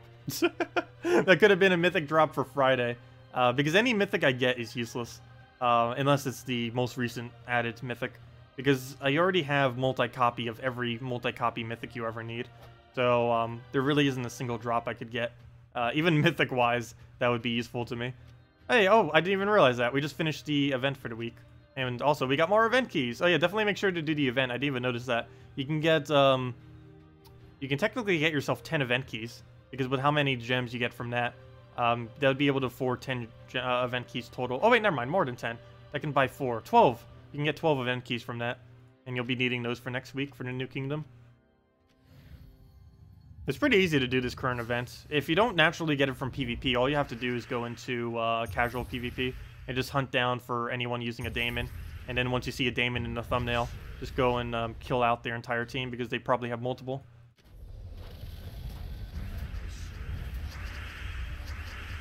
Alright, we'll throw down a firebomb. Get that down. What else we need here? Go take the red. Also, let me go give out the first redeem code after this battle. Before I do, though, I need to go to the bathroom.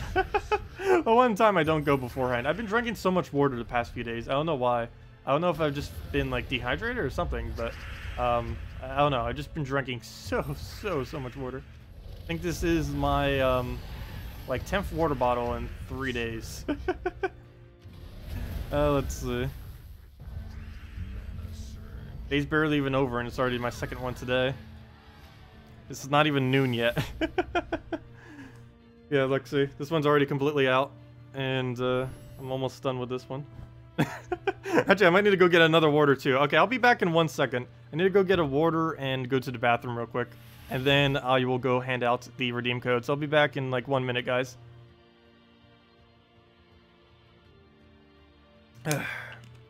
Be right back.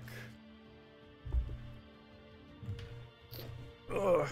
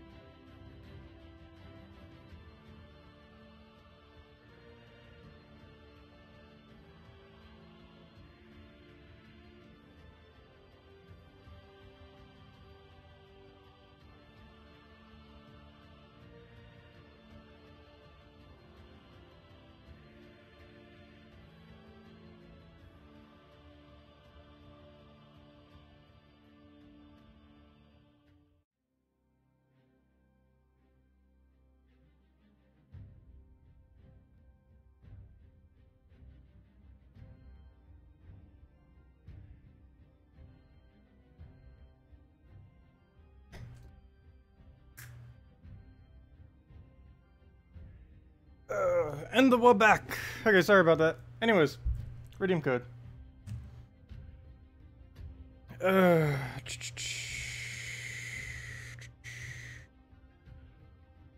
Okay. Redeem code and other stuffs. Let me go get that. Okay, let me go get those real quick. I just need to go find where they're buried in. Oh yeah, I need to go ask for more redeem codes. We're running low. I think we have enough till next Friday, I believe. Oh no, that's when the new Mythic's coming out too. Okay, we'll go with this one. It's just a bunch of random stuff. And let me go make sure it works. That would be helpful. Put that there, put that there. I'm not a robot. And redeem. And success, success. Yes, success. Okay, perfect. Put that there, boom. Go put this into the thingy. Where is the thingy? Redeem code, redeem code, redeem code. Where is it hiding? There it is. Put that there, boom. Space, center it. Is it centered? Good enough. And there we go, guys. Let me just go get it into chat as well. So you guys can just copy paste it. You can use this redeem code on gemsofwall.com underneath the game code section, or simply just click that link and copy that code there. Your invite code is the thing right underneath your settings menu, right over there where it says invite code. The redeem code is the thing we just posted below, or you can just copy paste from chat and click that you're not a robot, and that gives the normal reward of 2,000 or 2 treasure maps. I'm saying in the wrong order. I always say in the correct order, and then I'm doing it all over the place. Anyways, 2 treasure maps, 1 gem key, 200 souls, and 2,500 gold. And we'll have another one later in the stream. And you'd probably want to save that 1 gem key for later, but let's go see what we get from it. Yeah, it's only runic. Oh well. That could have been a mythic.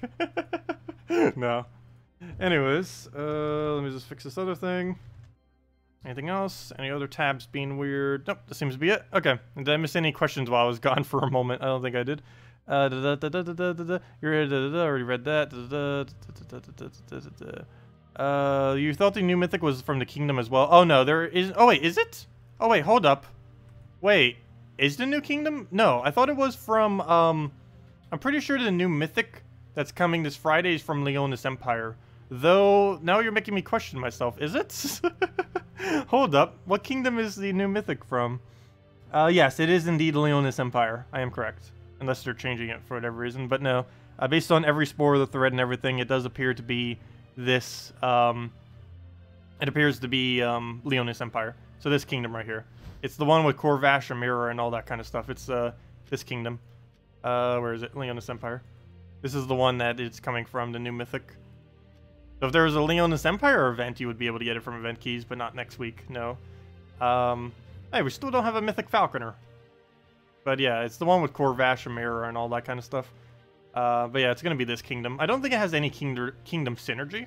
There isn't really much within this kingdom you'd really need to use it for, except maybe with Corvash, maybe very rarely with a mirror, though I believe a mirror has the same colors as her, so never mind. Maybe just the Corvash, that's about the only thing from this kingdom that would really work with it for the most part. Everything else is kind of, not really. But yeah, that's the kingdom that it comes from. Anyways, so while we're here, that reminds me, do I have anything that's upgradable? I don't think I've been opening up enough keys to really have anything. No, I don't. Actually, while I'm here though, let me see, what do we still need to upgrade? We should be able to get a lot of this next week. A lot of what we don't have currently upgraded over here, we should be able to get. Base rarity, rarity. So if we go apply by rarity, we should be able to see pretty quickly. Also, this is something they need to fix, how ridiculously long it takes to get down here. They said they were going to fix it for console. They never really mentioned about anything like fixing it for PvP. It is so annoying having to scroll. Oh, come on. Scroll through all of this. And let's see. Almost down on the mythics. Almost there. Once we hit the Z's. There we go. And then we should hit in any second now. There we go. Wow. Yeah, we still have so many that we haven't gotten upgraded. We don't have that many legends, though. Autumn Imp, which we could get pretty easily. Highforge is the only really important troop I don't think we have maxed. And Soul Zara, we still haven't done it. Well, actually, we still only have 1 copy of both. Neither of which I really use much, though. Soul Zara is mainly for HP, killouts, and for soul gain.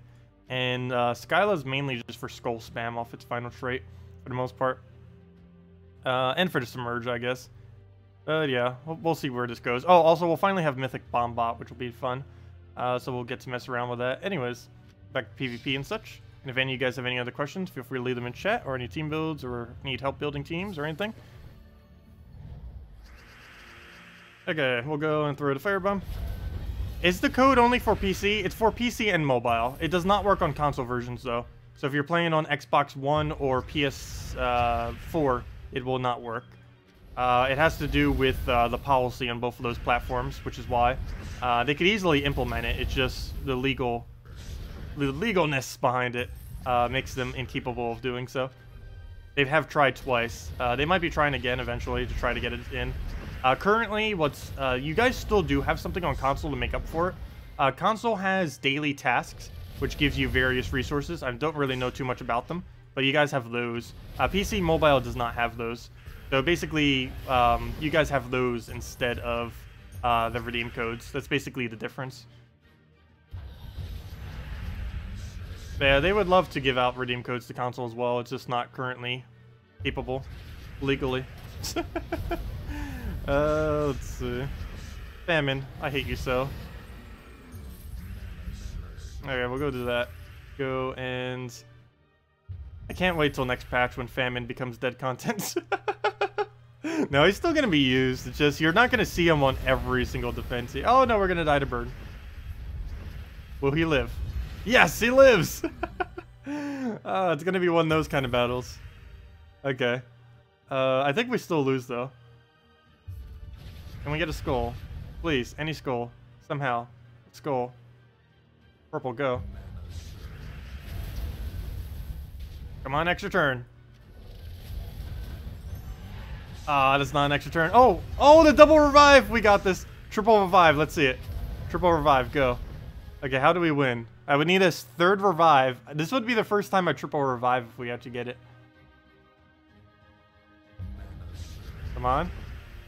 Oh, we didn't get it.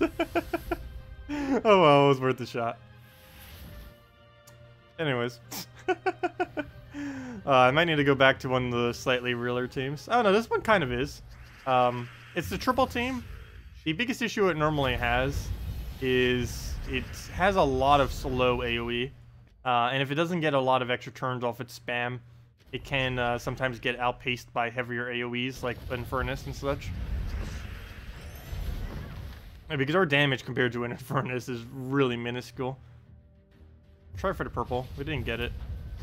We'll go take the poke. I guess mana drain's pretty bad too, since it can just keep draining us. Basically any explosion team is bad against mana drain though, since there's no counter to it till next patch. Throw that down on yellows. And oh, is there an extra turn there? No. I need a skull though, which we don't have, but we'll just throw a Dragon Soul. And say anything else we need. I guess we'll just do that into whatever. And kill it out with this because we can. And down it goes. There we go. What is the number counting down? What number counting down? Did I accidentally get the thingy? What number? I have no clue what number you're referring to. There's many numbers on the screen. Which number are you referring to as the one counting down? I don't even have the timer up, so I don't know which one you're referring to. Because I could understand if you had like this one. If I accidentally put like this timer up there. Yeah, I don't know which one you're referring to with that. Oh, that number counting down. Ah, the one at the bottom. Yes, that is the storm. So if we're using a team that has any storm on it. Actually, what team do I normally use that even has a storm on it these days? Other than the Sunbird spam thing. Oh, there's a little timer thing. Let me see. Timer! There we go. Now that I have it up, I might as well use it for something. But anyways, what was I about to go do? Oh yeah, a team with a storm on it. Do I really not have that many teams with a storm these days? Okay, I'll go the Infernus. But yeah, that timer at the bottom is counting down the storm. There are 7 storms in the game, 1 for every color, 1 for the 6 colors, and 1 for skulls. And basically, it just makes the cascades from the top of the board more frequently become that color. So, for example, we have a Firestorm. If we go and kill something on the enemy team, this will make it so more reds will fall onto the board whenever a red comes from the top. So, like those 3 gems that came in, those 3 gems that came in for both our turns would have an increased chance of making it red. And this does apply to the enemy as well, so you have to make sure that if you do use one of the storms, that it won't be too beneficial to the enemy. You can also use storms to counter out storms. So if the enemy is using a green storm, but you want to do something useless, like maybe they don't use red at all, you could use a red storm to counter out their blue storm, or any color storm, doesn't matter what color it is. Just one that's not useful to them, and then you can go from there. But yeah, as soon as we get a kill here, we will start getting that storm. And it works really nice with explosions, in particular, because it increases the amount of chance that they would have to land a turn, mainly because they're going to be more of that color clumped on the board. So the chance of it specifically landing will be higher. So yeah, like right there, you saw it went to tick down again. Every single turn now, for our turns, there's a higher chance that reds will fall. So it'll be quite noticeable with this Gorgulfa, or should be, that a lot more red will fall than normal. Actually, that one wasn't really too much of an example, especially since it didn't even land anything. But overall, more reds are falling than what normally would be falling from the top of the board. And because of this, there is a slightly higher chance that we would end up extra turning due to the fact that since there's more of the same color falling, it'd be a higher chance that they would clump together and yield us a extra turn. Let's see, come on Gorgulfa, finally get us an extra turn or something. We're getting a lot more red on the board. It's not actually giving us alignment though, unfortunately. As you can see, that's basically all it does. Nothing really too spectacular. Storms, most teams aren't really built that heavily around storms. There are some teams that boost ratio off of storms as well and stuff like that, but very rarely do you ever build specifically into the whole storm premise. It was something I think they were hoping would be used a bit more, but it's pretty underused in the game, and any team that does really use the storm, it's mainly using it because it can fit it in, not because it specifically needs the storm. But of course, if you can fit a storm that's useful for your coloration, and it just happens to fit without really being a nuisance to your team, then it's normally pretty nice to have.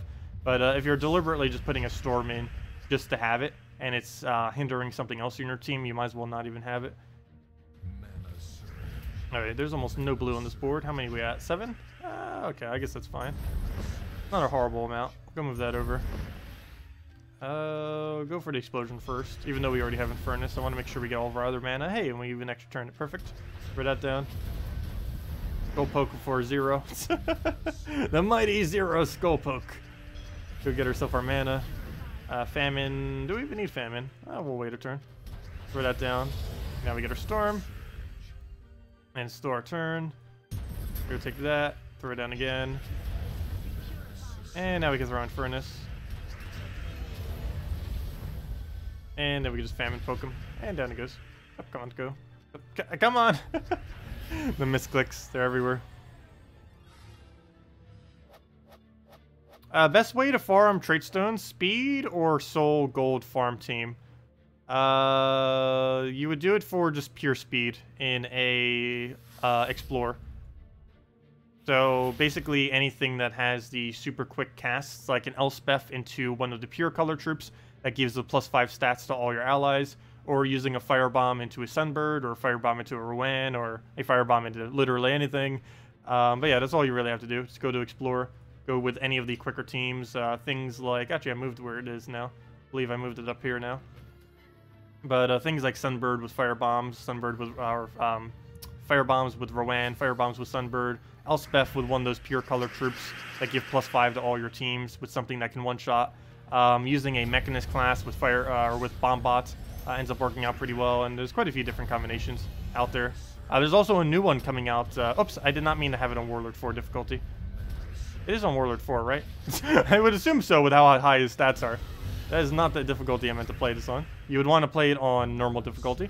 Maybe hard at the absolute highest if you're using something that gains a small amount of souls. Like, for example, you can use Dragon Soul triple Warlock if you want to gain souls. I did not mean to do that on the higher difficulty. What you should be doing is doing that on normal. Fail. 4 times Rhinax. You and your 4 times Rhinax. Oh, gosh. Okay. Well, we'll go take that. Take that. Throw a firebomb. Never mind. We don't even need it. Dead. Normally, you would need a double... Oh, wait. Never mind. We still need a double cast. But normally, you would... Or actually, always, you would have to double cast earlier on in the game. But this team still works. I even use it on my other account.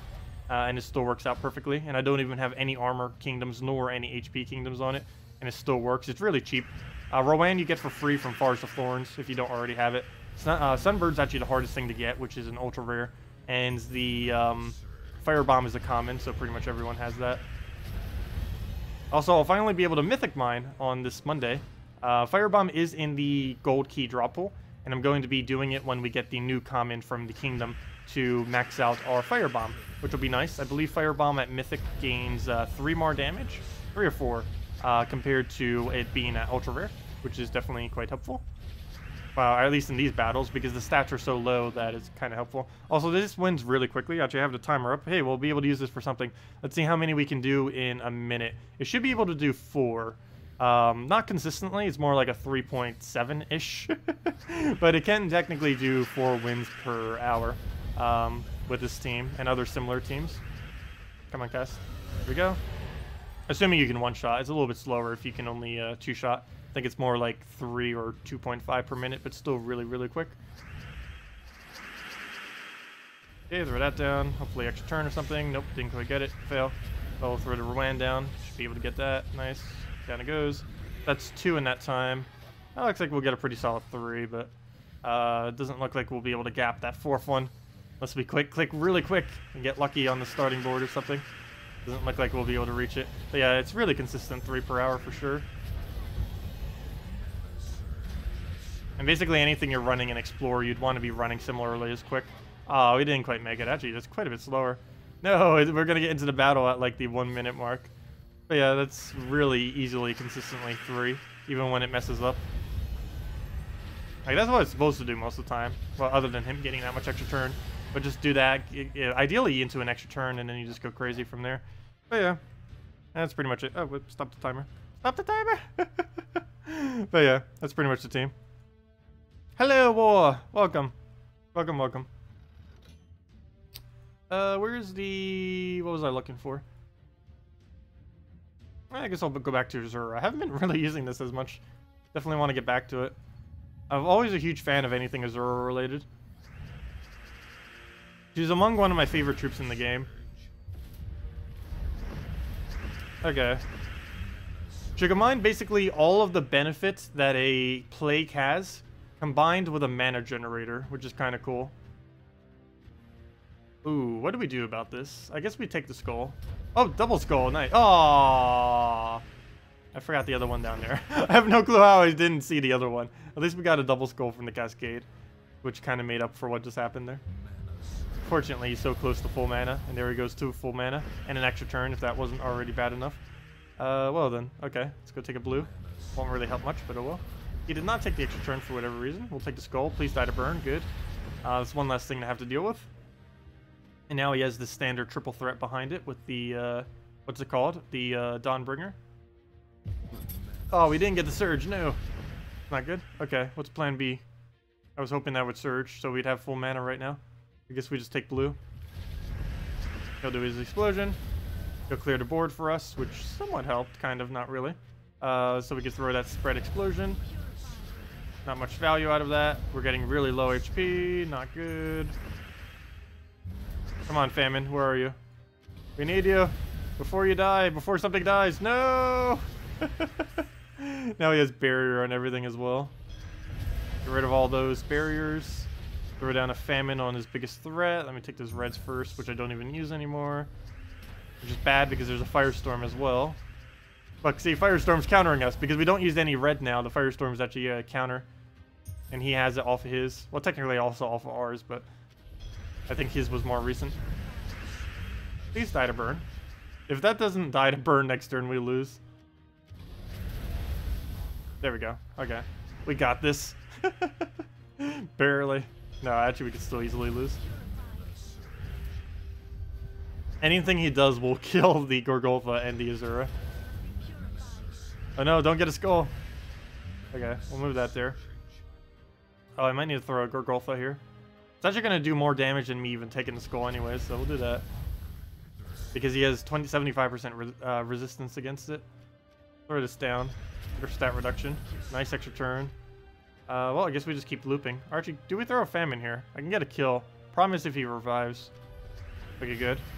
Now we just have to kill a Dawnbringer by getting Famine up. Or killing him with another skull. Aha! We got the revive this time. And down you go.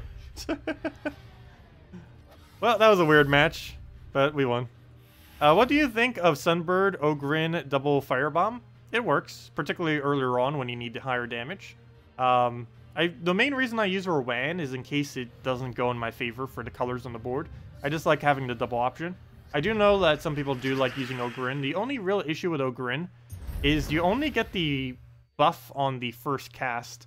So you do 10 more damage on your first cast, but every subsequent cast does not have that additional 10 damage. Only the very first one. But I guess you get it on your Firebomb too, so... between the two of them, that would close the gap if you didn't already have it for quite a few battles.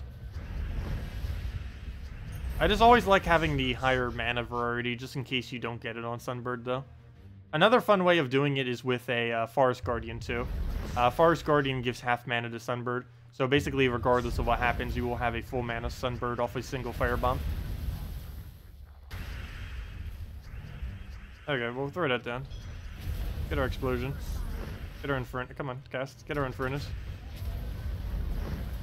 Yeah, there's a lot of different ways you can run it. None of them are really wrong. It just really depends on what you prefer doing or what you have. I normally show that one just because it's the cheapest and it's the one I like using. Because I use it on both my main account and on the other account. But yeah, there's plenty of stuff that you can use with it.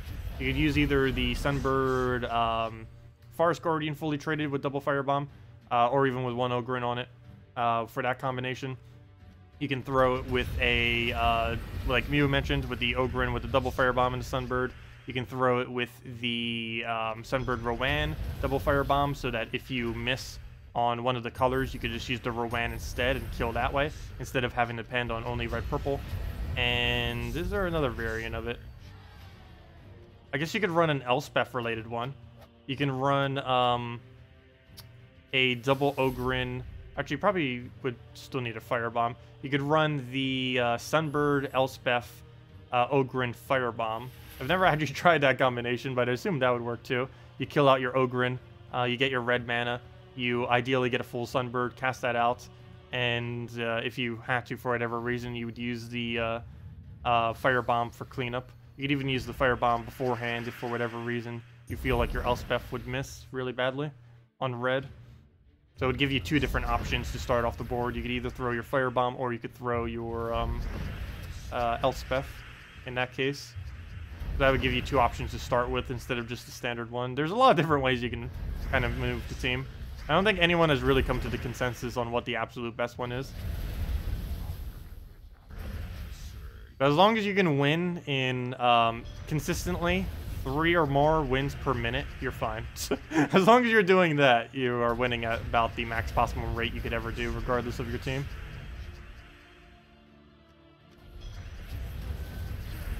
Does doing challenge have any benefits? Challenges are generally used for EXP farming. They will also give you technically more trait stones per hour, particularly at lower range, than you would from Explore. But Explore gives you more gold and it gives you higher rarity trait stones. But assuming you can kill out Explorer at the same speed that you can kill out challenges, which for basically everyone this late in the game is the exact same speed, then it is better just to always do Explorer. But no, challenges is always the best EXP gains you could ever get, because the reason for this is with challenges you can up the difficulty to as high as you want, really, most of the time. Definitely Warlord 2 you can easily do, generally. And some people can even do it up to Warlord 3 or Warlord 4, depending on the particular team you're running, to try to quick kill it. But, yeah, doing challenges are always best EXP in the game. There's nothing that gives more EXP than spam challenge on the highest difficulty you can quick kill on. I believe right now Warlord 2 with some kind of weird team. I forget exactly what I used to do with it. But Warlord 2 is about the best that you can really do it on at this current moment in time. There's actually a weird team coming out next patch that's going to be able to do it on Warlord 4. Not next patch, next Monday, actually. And I am going to go show it. I don't think I'm going to do a whole video for it, because EXP farming is a pretty irrelevant part of this game. You only really do it when you have a particularly high level already. And the main reason you only do it is, there's 3 main reasons. One would be if you're only achievement hunting and you're trying to get level 500. The other would be if you're just trying to get level 1000 for the purpose of just being level 1000. And the other would be just trying to have a really high level for either high scores or for just because you want to have a high level. So there's not really any necessity to go out of your way to really ever power level most of the time. There's nothing really associated to leveling that is really good that you would want to actually seek out. It's kind of more of just like a how long have you been playing the game kind of tracker. This is the only thing that level really is, for the most part. Also, he's using almost the same team we were just using. The triple threat. There's so many things that works with. Amnesia's a little bit of a weird choice for it, though. Any team for gold farming? Currently no, though there is a trip coming in the future that's going to have a 100% gold gain. So that'll be interesting and probably be used for gold farming. At this current moment in time, none of the 25% are really decent enough to gold farm with. Alchemist, maybe. Maybe some kind of Alchemist team for PvP. That's about the best you could really get for gold farming. Run an Alchemist team that runs super quick in PvP. PvP is always what you do for gold farming, though. It has the highest gold gains of anything you could do in the entire game by a pretty substantial margin. There's really no point in farming gold anywhere other than PvP due to how much gold you actually obtain from it. Okay, what do we do here? We'll throw it on blues, get our explosion, get that down. Yeah, there aren't really any particular, per se, gold farming teams. It's basically whatever runs through PvP the quickest is technically a gold farming team. Also, one other way that you can kind of manipulate yourself to gain more gold is to have a really bad defend team as your PvP team. And then when you constantly play PvP, you're going to have a lot more revenge battles. Revenge battles have an invisible double gold gain. At the end of the battle, you don't actually see yourself gaining twice as much gold. But if you check your amount of gold that you have before and after a revenge battle, it does indeed give twice as much as the number that it says at the end of a battle.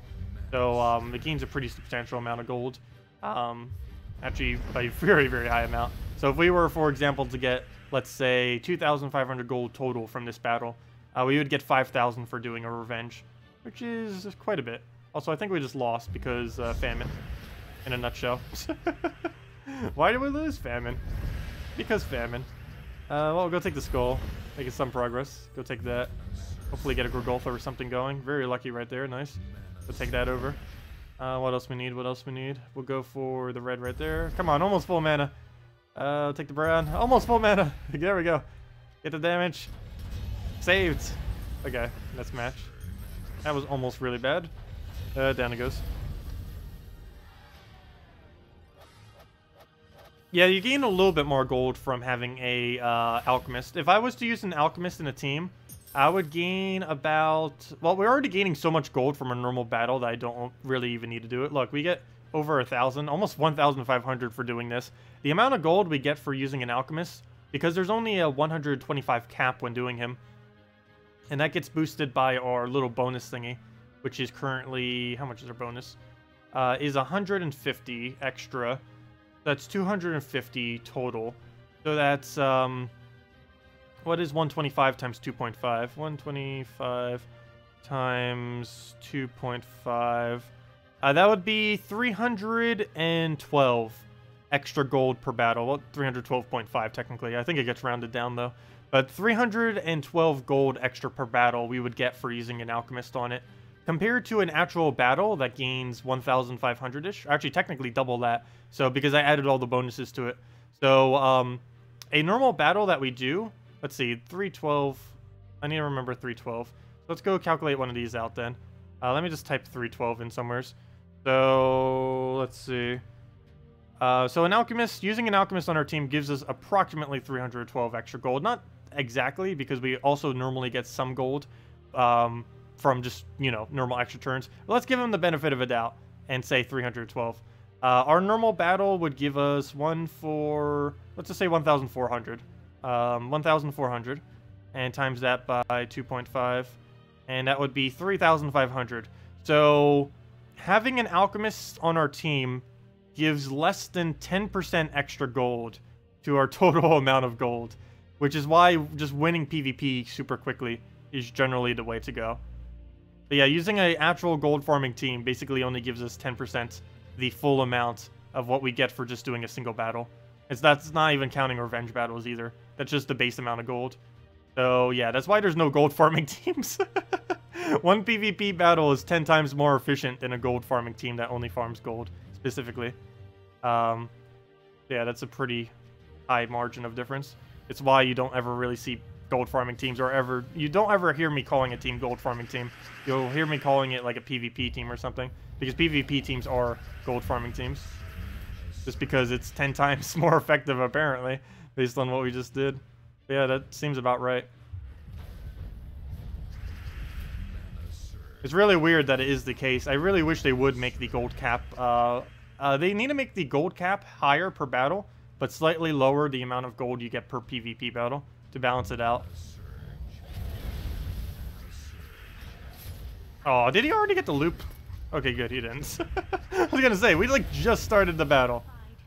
And he almost just killed out the entire team. Come on, goblins. That's another team I hate. Let's see. We'll go and we'll move this. I don't think it's gonna kill us yet. Oh, good. That worked out nicely. Throw the Infernus down. Got Famine too, which is somewhat helpful. Go move that over. What else do we have to move around? Yeah, we'll do this again. I need to get magic reductions. Perfect. We got 2 of them. Actually, that was really important right there to get that magic reduction. So throw the Infernus here. Should be able to get a Famine next turn on that. That dies to burn. Good.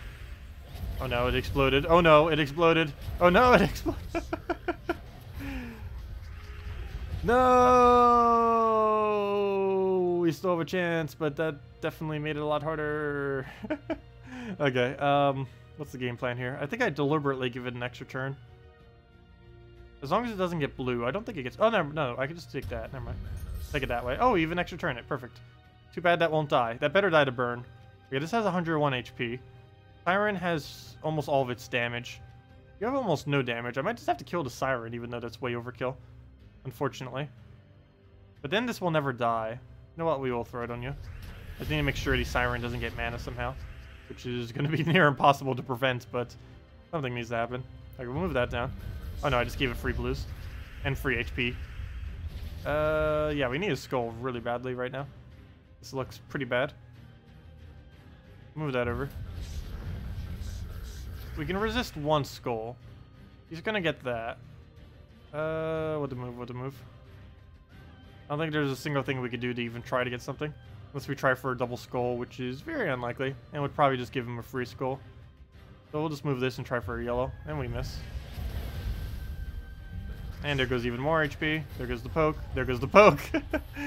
Goblins, why? Why, goblins, why? Let's see. What is a good humility team? Double humility, anything, and a mercy.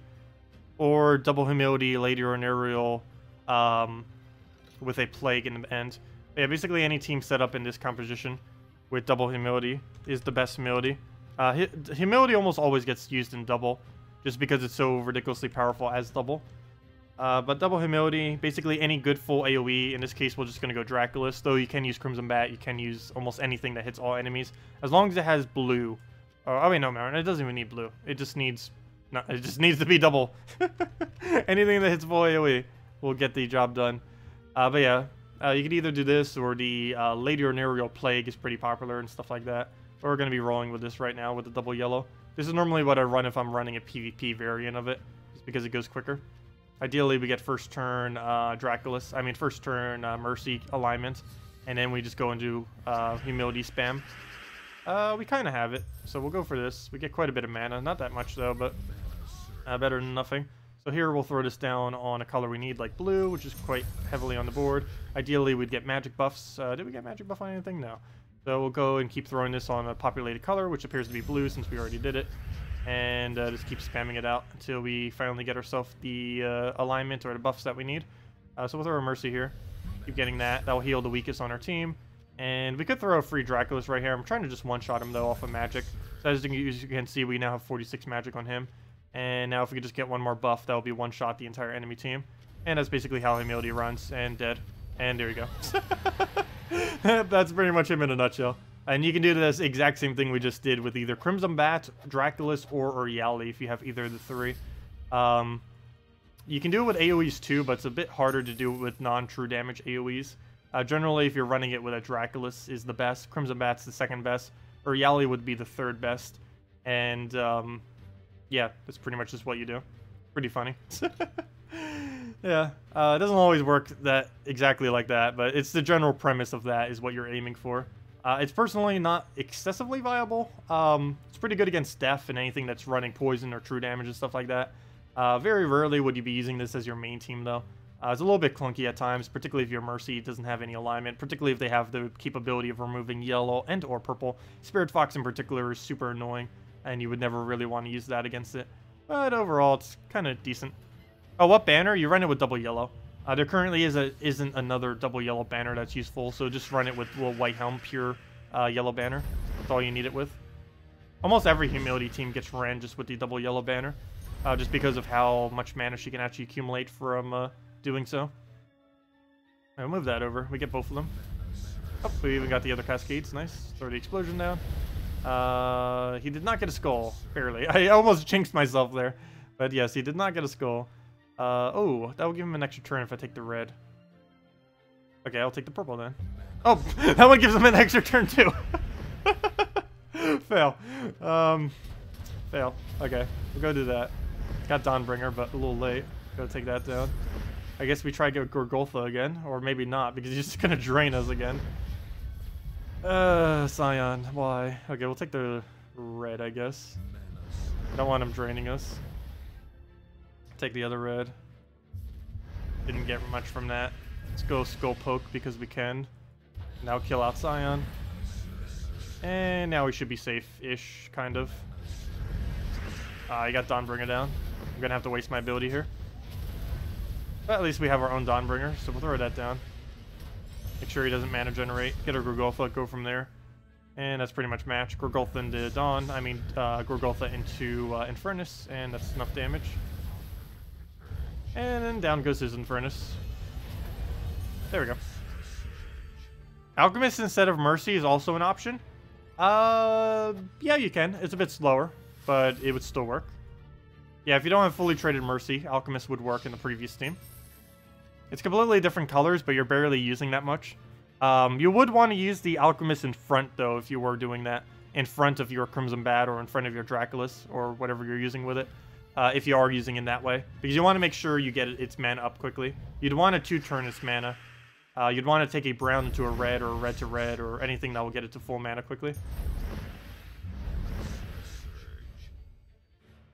Okay, what do we do here? Yeah, Alchemist would have more options to choose from, but it's, once it gets going, it would be a bit better, but it doesn't start as well. It's a lot slower of a start. Alright, we'll just try for Purple Surge, and we actually got it as well, nice. We'll throw this down, hopefully clear the board for our Mercy, and then go from there. Mercy, nope, don't get it. Oh, we could have taken blue. That would have been a full Dawnbringer, though we end up getting it anyways. But since we're using the Dragon class, it could have been 1 additional damage. Oh well, not that big a deal. I will take the extra turn right there, because why not? And Dawnbringer.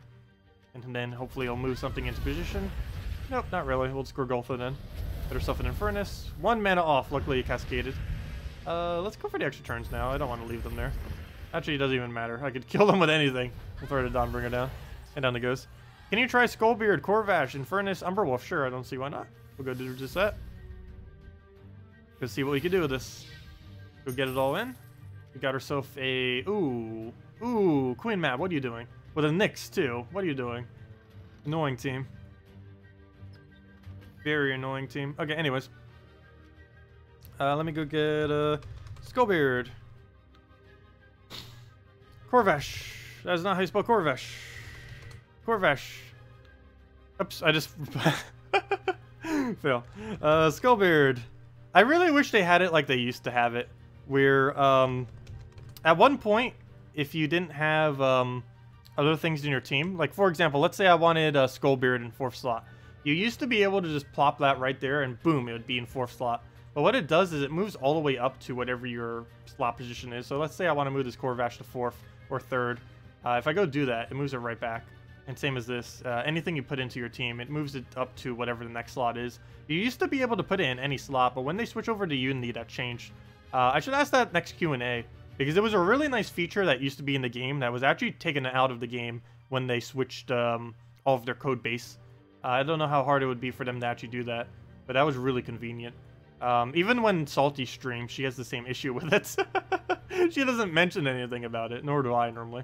But it is pretty annoying that it doesn't do that. It should go wherever you place it, not all the way to the top like that. Anyways, what am I doing? Infernus and Umberwolf. Furnace. Umber. Wolf. Too many things have the word number in it. There we go. I should just type in wolf. Would that even bring it up? I assume it would. Yes, it would. It's actually one of the first things that come up because there's only 8. Anyways, let's go do this. What banner do we need? Was one suggested? I don't believe so. But based on this team, it looks like a green-blue for quick Captain Skullbeard.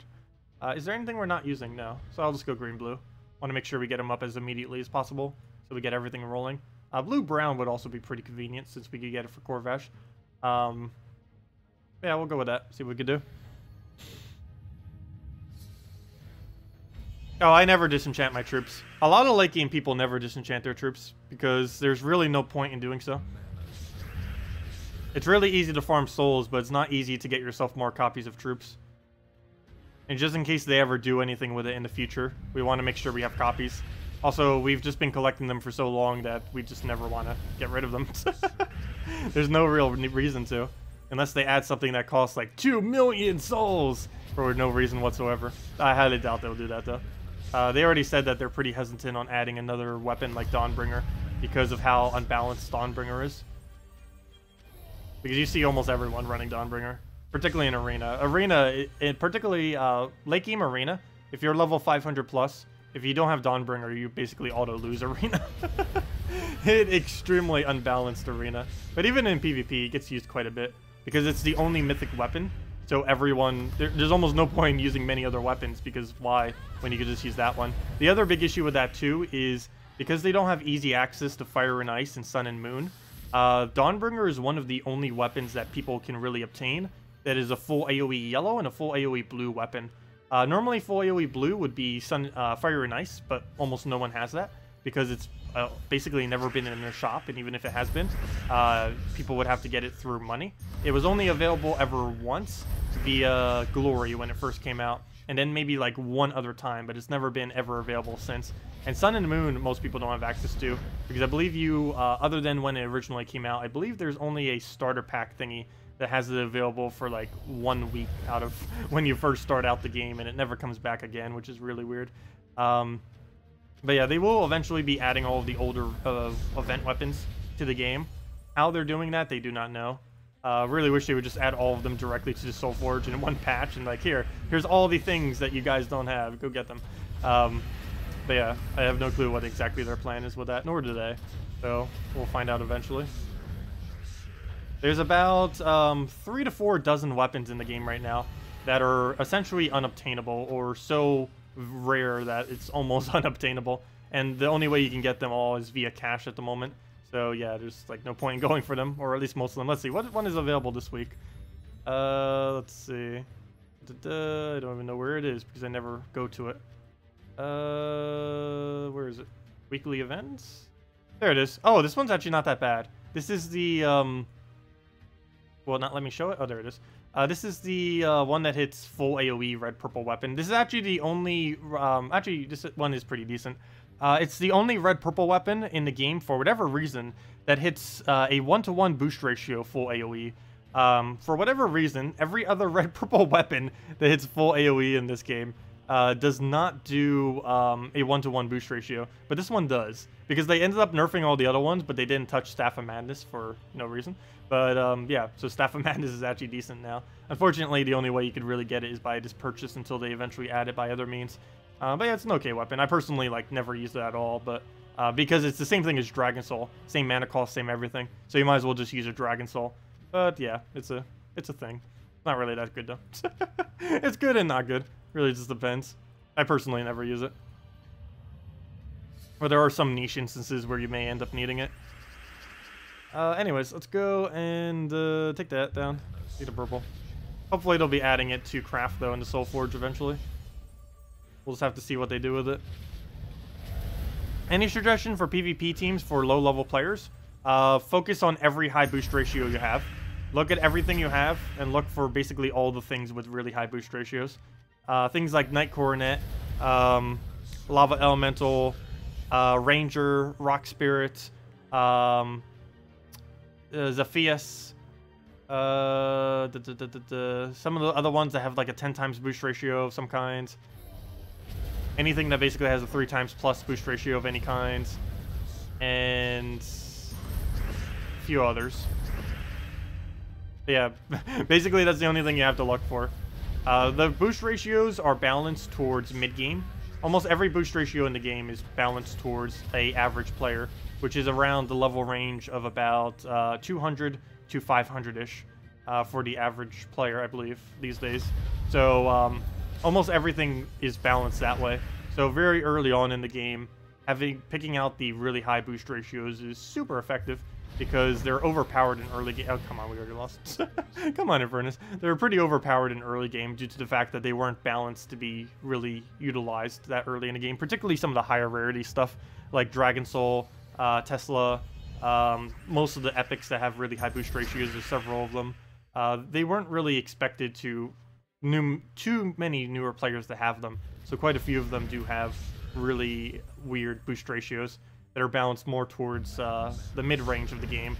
But if you get them early on, they just become excessively strong.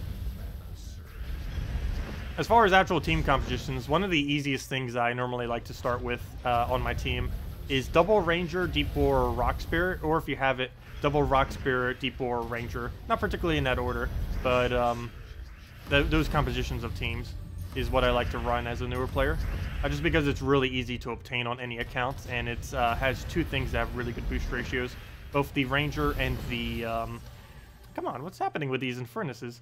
Because I keep talking over and I'm not paying attention to the battle at all. It's also because I think I'm using this team, and I'm not used to using this team. So I'm just like going through the actions barely. That's like the third time I ever used that team, so fail. I'm gonna go use one that I normally use while I'm talking. Anyways, what was I saying? I completely lost my train of thought now. Fail. Hate when I do that. Train of thought off the cliff. Let me see. Should you level up your... What did I read that made me... Oh yeah, low level teams. But yeah, double Ranger, Rock Spirit, Deep Bore.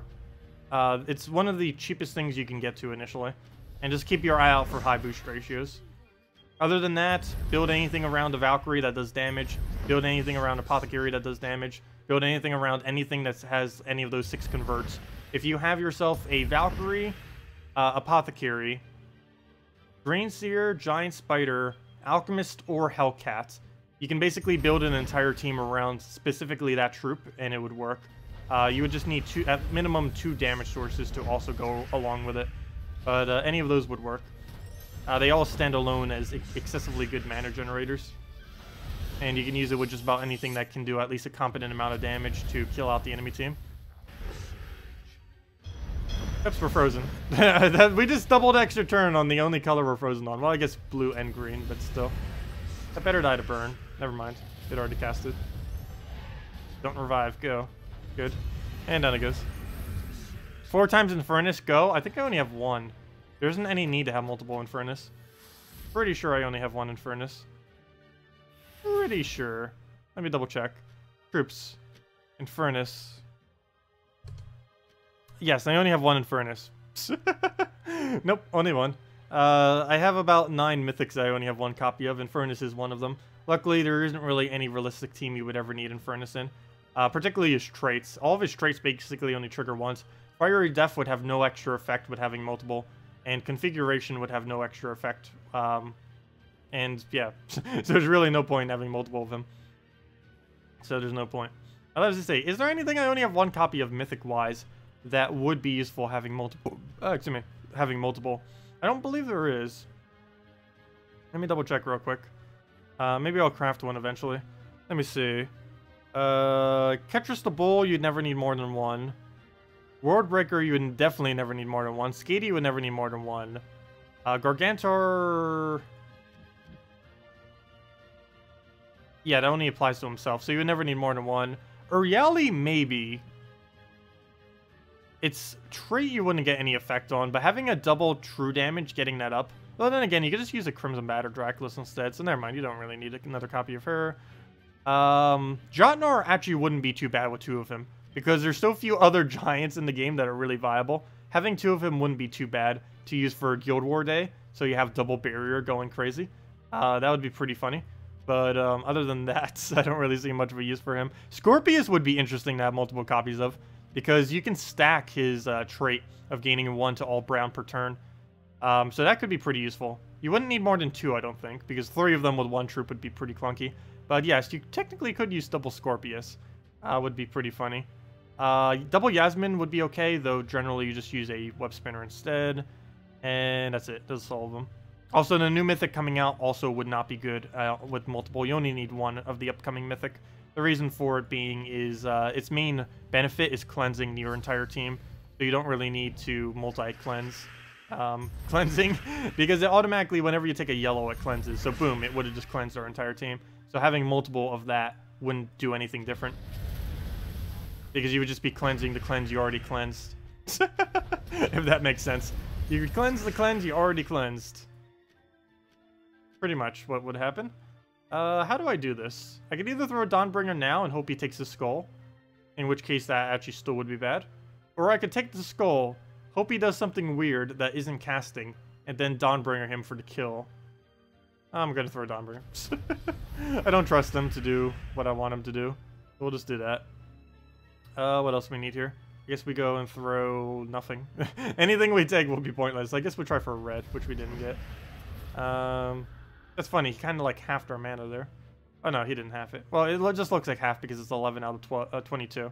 That would explain why it looks like half, because it is half. It didn't half my mana, but it brought me to half mana. Can we get a red or purple? No, we cannot. Okay, I'll just take a brown then. He dies to burn. We need mana on anything. Doesn't really matter what, as long as we can get a cast off. I don't think we can, though. We'll take a green. We'll take that. We'll take the free turn. I'll die. We'll go for a purple to the red into him taking a skull, and then we win. Or not. Okay. No, don't magic reduce. Okay, good. He didn't hit magic, or at least not on the one that I needed him not to hit magic on. Mercy, why you no have alignment? We need that. We'll go do this. Get your thing cleansed. Mercy, give us alignment. I might just have to toss it randomly here. There we go. And then we throw that down. Hey, his image didn't come up. That was weird. The thing, whenever they cast, normally they come up for a second. Maybe I blinked and he came up while I blinked. Pretty sure it didn't come up. That was strange. Anyways, do you know what trait stones we'll purchase for glory next week? Yes. The purchasable trait stone will be... I think someone already just said it, but yeah, let me just go double check. Where'd it go? Why is it loading? Yeah, I'm pretty sure whatever was just said is correct. Let me just double check though. Just in case. Because you never know. Why is it not loading? There it is. It should be, what is tomorrow? January 29th. Or that's not tomorrow, but that's what's coming.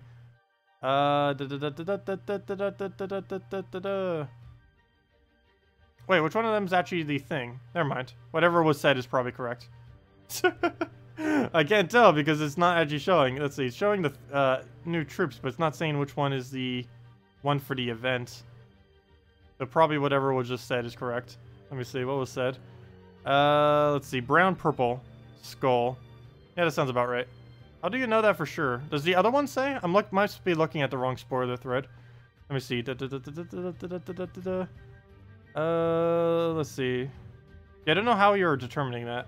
Neither of the two that I'm looking at says it, but I'm pretty sure the actual thread said it. So I didn't look at the thread. I'm only looking at the two lists of them. Yeah, brown, purple. That's probably right. That is one of the colors of them, so that is most likely correct. Brown, purple doesn't really get used for much, though. Most of the things that were pretty good with brown, purple, like Bone Dragon, Keeper Souls, don't really get used much these days. Especially with Fairy Fire coming in with the new kingdom, you wouldn't really need brown, purple at all for much. Most things brown, purple related are skull related troops. And since skulls aren't really that good at the moment, very few of them are really relevant. What do I even do here? I leave the Infernus up because I need his mana generation. So now we can just go right into a red, go into another red, ideally a Surge, purple go. Why you no Surge? Take the red, throw the Infernus. Please, Surge, we need you. Surge, where are you? Oh, we'll go take, oops, that's not a move. That's the move. Go take that, get herself back up. Hopefully be good. Poke him out. We can just get ourselves the final little bit of mana purple. Why? Surge! We're getting really unlucky this battle. Throw this down and kill them out. There we go. Anyways. Ferris Raw uses brown purple. Oh, I forgot about that. Well, I'm pretty sure most people have already farmed it by now. If they got it during Christmas, it's been a month. I'm pretty sure most people have farmed it in that time. But yeah, excuse me. Yeah, I guess you could save 21 for if you haven't gotten yourself a fully traded Ferris Raw yet. You could go save yourself 21 brown purples so that when you do get a Ferris Raw crafted in the Soul Forge, you can go get it. Yeah, that would work then. That would definitely work. What am I going to go check? I have no clue what I was going to go do there. Probably wasn't really that important, but we'll go click that. Oh, I know what I was going to go do. It wasn't actually related to that. Let me go and, well, for one, let me go get rid of this timer. I, like, randomly put it up for almost no reason. But let me go do that. What I need to go do is give out the code. I still haven't given out the second code yet. So let me go do that. Let's see. Which ones do we have here? Oh, I'll give that one out on Monday. That one actually works pretty good for Monday. That other one. So I'm going to give out this gibberish one next. Actually, all of them are gibberish. Actually, really weird. All of them except for like 2 of them were complete gibberish. Alright, we'll go through this one in. Save that, make sure it works, and I'll go post the redeem code to you guys. Put that there. Put in an invite code, put in the code, I'm not a robot.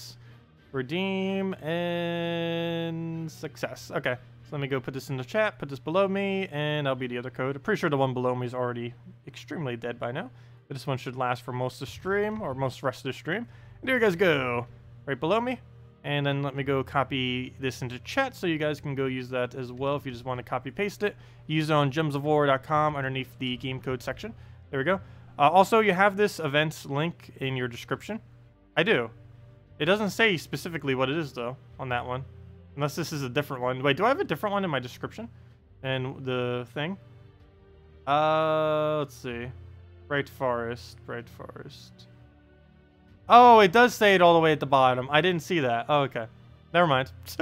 I didn't see it all the way behind all of the other things. Yeah, you are correct. It is Skull. Yeah, I see it there now. I didn't see that there initially. Yeah, we're getting... Wait, is that 8 or 9 troops? Wow. 1, 2... It might actually be 9. I keep saying 8. It might actually be 9 troops. Because I forgot to count the event troop. 1, 2, 3, 4, 5, 6, 7, 8, 9. Yeah, I lied. We're not getting 8 troops. We're getting 9 troops on Monday. So yeah, there's actually 1 more troop. I forgot to count the event troop. I was only counting the troops being added to the kingdom. I wasn't actually counting the event itself as well. So sweet. Oh, that's going to actually make it easier. You technically don't need to max out everything to get whatever the stat is. I hope they start doing this for all new kingdoms. Give it 9 troops, because when they only give it 8, it is really hard to 5-star it immediately when it comes out. Because to 5-star a 8-trooped kingdom, you would have to have every single troop in the kingdom fully traded and fully leveled and ascended to Mythic, which is excessively hard to do. But if they add even 1 more than that, it becomes quite a bit easier, because you get a whole troop's worth of extra that you can throw into it, which makes it quite a bit easier. But yeah, that's cool. They're actually adding it with 9, so it's not going to be as hard as I was saying to get it to 5-star then. Sweet. Okay. That's nice. Yeah, this is going to be the first kingdom ever introduced with 9 troops immediately. Normally they only come in with 7, and then they add a 8th on the following Monday. Is generally how they go, for the most part. Anyways, let me go. I already gave the code. Yeah, go claim the code on gemsofwar.com underneath game code. Let me go and oops, I'm not what I meant to click. Let me go fix this real quick. There we go. Okay, and let's go and claim our thing. That gives the normal reward of 2 treasure maps, so 1 gem key, 200 souls, and 2,500 gold. You'll probably want to save the new the gem key for either the new mythic next Friday or the kingdom, and we get National Spirit from it, which is decent troop. Nice board control, nice true damage. Not really one I really need to use that often though. Normally Christine X gets used instead and other stuff. But it does have empowered, which is nice. Hello Daniel, welcome. You brought your Staff of Madness? Nice. Yeah, Staff of Madness is pretty decent, because it does fill the gap into the red purple. It's just, most of the time, most of those weapons, unless you're really using hero class a lot, doesn't really have too much of a usage. Though, then again, heroes are being buffed next patch. I forget if I mentioned it. I'm pretty sure I did a couple times. I don't really emphasize it that much, though, whenever I do mention it. But heroes are getting every perk starting next patch. So that's going to be quite a bit of a buff, since they will be able to use not only their troop typing, but also the 2 bonus stats I get. So let's say, for example, the archer gains 4 attack, 2 life, and 4 attack, 2 magic, and they count as an elf. So basically, oh, I wonder if they're going to get Mana Shield too. That'd be really nice, a buff to that class if it does. But wait, we just got hit with fairy. Oh, that's funny. Hold up. Wait, what was I just talking about though? But then I'll go into this. I forget. Anyways, let's go into this. Really? This is the first time we got hit with Fairy Fire. So anyone who's been asking what Fairy Fire does, now that we finally got hit with it, here's the little tutorial tip for it. This troop has Fairy Fire. We've done it to the enemy, but we've never actually been hit with it.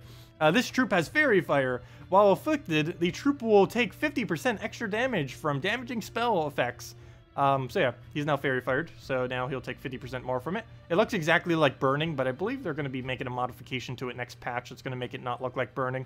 So what I want to do right now is deliberately, oh, never mind. That's what the green fire is, I think. Oh, they did change it. Okay. So now it's a green fire thingy. Anyways, I'm going to deliberately pass my turn and lower the speed so you can see that it does indeed do more damage to it. That 1 pixel again. It's 1 pixel off. Why? Okay, anyways, let me lower the speed to like 1x speed, just so we can see this. Okay, let me just do a random move so you can see that it does do more damage. So here he goes casting Dragon Soul. As you'll see, he'll do more damage. He'll do a 17, and as you can see, 26. And the other 2 got hit with Barrier. So as you saw right there, he did more damage. I'll go show it again. Let me go take this real quick. Oh, don't kill him. Let me move that. I almost just accidentally killed him. Okay, let's go let him do it again. As you can see right here, it's going to go again. And that's what Fairy Fire does. It just allows abilities to do more damage. So again, he'll do 17, whatever it was, 26, 50% extra. And there you go. Yeah, that's what Fairy Fire does. And anything that has immune to burning will have immune to it as well. And of course, Impervious also has immune to it. Okay, well, let's get rid of it. And down it goes. Right back off. And of course, it could just be cleansed with a normal cleanse like that, as with every stats effect. Okay, let me move it back to normal speed. But yeah, that's Fairy Fire. For anyone who's been wondering, we finally got hit with it. Let's see, put that all the way to 4s, and kill them out. Down it goes. Yep, that's what Fairy Fire is, and there's going to be a lot of options for it starting Monday. Right now, it's almost impossible. The only thing you're really going to see it off of at this current moment in time is, like we just saw, off of Dragonet, because it places 1 to 5 random stats effects, and Fairy Fire is indeed one of those stats effects. Even though it currently doesn't exist on any troop, it is still within the game. What do we move? Anything? Oh, I guess we'll just move the brown over. Yeah, we'll be getting a lot of stuff on Monday. I think 3 or 4? I actually forgot the exact count on it. But several troops are coming with the Fairy Fire capability.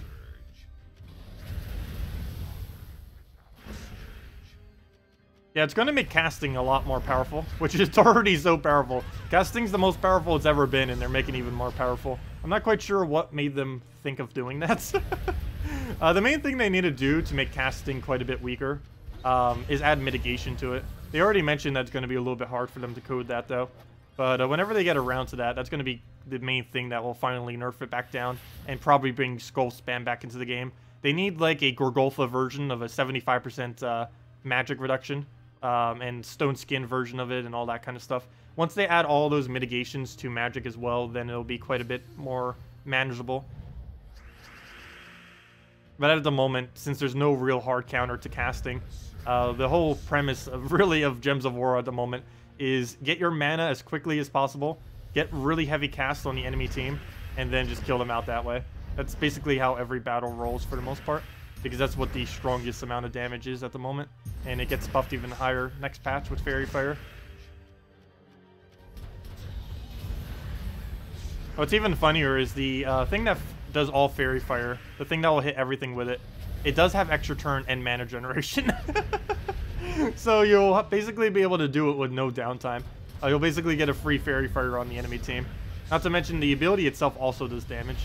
So it's not like you're even losing any damage. It's only single target damage, but it's still damage nonetheless. And it would be used for pick-offs most likely, since it only hits 1. I believe it's 1 random target. So basically just pick off stuff for when you need to get a single kill. Alright, do that, do that. Throw the AoE and then kill it out with the... Oh, I was hoping that one would die. It's not enough damage now. We'll go do that, and now anything will kill it. And here, have a skull. Oh, oops. Well, burn will kill it. There we go. They need 100% reflect trait or something. I would love that. If they had a 100% reflect skulls and 100% reflect casting trait. That'd be really useful. They added, for whatever reason, a 25% skull mitigation. That should have been the other way around. They should have added a 50% skull mitigation and then buffed, what's his name? Buffed, Gloomleaf to 100% instead. But what they did instead of that was they made a... They kept Gloomleaf the same at a 50%, but then they added a 25% trait. Both of those should be twice as effective as they currently are. With how they currently are, their percent isn't high enough to ever be viable, so they're never used. Okay, we'll throw a Mercy. Get a explosion down. I think the only reason why they're kind of slightly concerned with doing that is the fact that Gloomleaf has Impervious. Because of that, you would never be able to stun it off. But the way around that is you just kill it with cast damage, which is what you would normally do anyways. You very, very rarely would even skull poke anything anyways. New Kingdom will really stir things up. Oh yeah, it's actually going to be one of the most consequential kingdoms that they've ever really added as far as affecting what gets used. Most kingdoms kind of come in and don't really do much. Like, for example, when Merlantis came into the game, that had almost no impact on anything. It basically added Azura and Merlai, and then that's it. It was basically like an event week that added 2 troops. Because the whole mechanic of Submerge and everything else is just dead content. It's not really strong enough to use. So there's no really point in using it. And there's nothing viable enough that automatically submerges either. So there's just no point in using it. So no one uses it. So, yeah. Submerge kind of came and went and never really did anything. But Fairy Fire definitely will, and several of the troops within the kingdom also will, pretty decently. Also, since they're Fae, I believe there's several Fae in the kingdom, you'll be able to get the extra magic buff. I believe the kingdom's going to count as magic as well, as far as like the bonus that you get for using multiple, I mean. So you'll be able to stack both of those together to get like a few extra magic, and then maybe the kingdom itself will give extra magic, and then you just get to go crazy with casting. Yeah, there's a lot of stuff we'll be able to do with it. Looking forward to it for sure.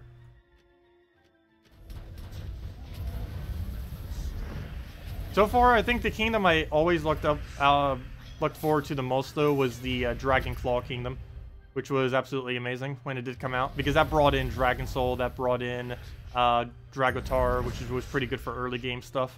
It didn't bring in Dragonian Monk, that came in a little bit later, but still, it came with quite a few decent troops that were a lot of fun to use, mainly Dragon Soul, because that became like instantly meta the second it came out, obviously. And it was even weaker when it came out too. And then they buffed it, and I was like, wait, why did they buff it? But yeah, it was really funny. They actually ended up buffing it, even though it was already overly used. I still don't understand that to this day. Dragon Soul came out with only a 10 soul gain, then they made it a 15.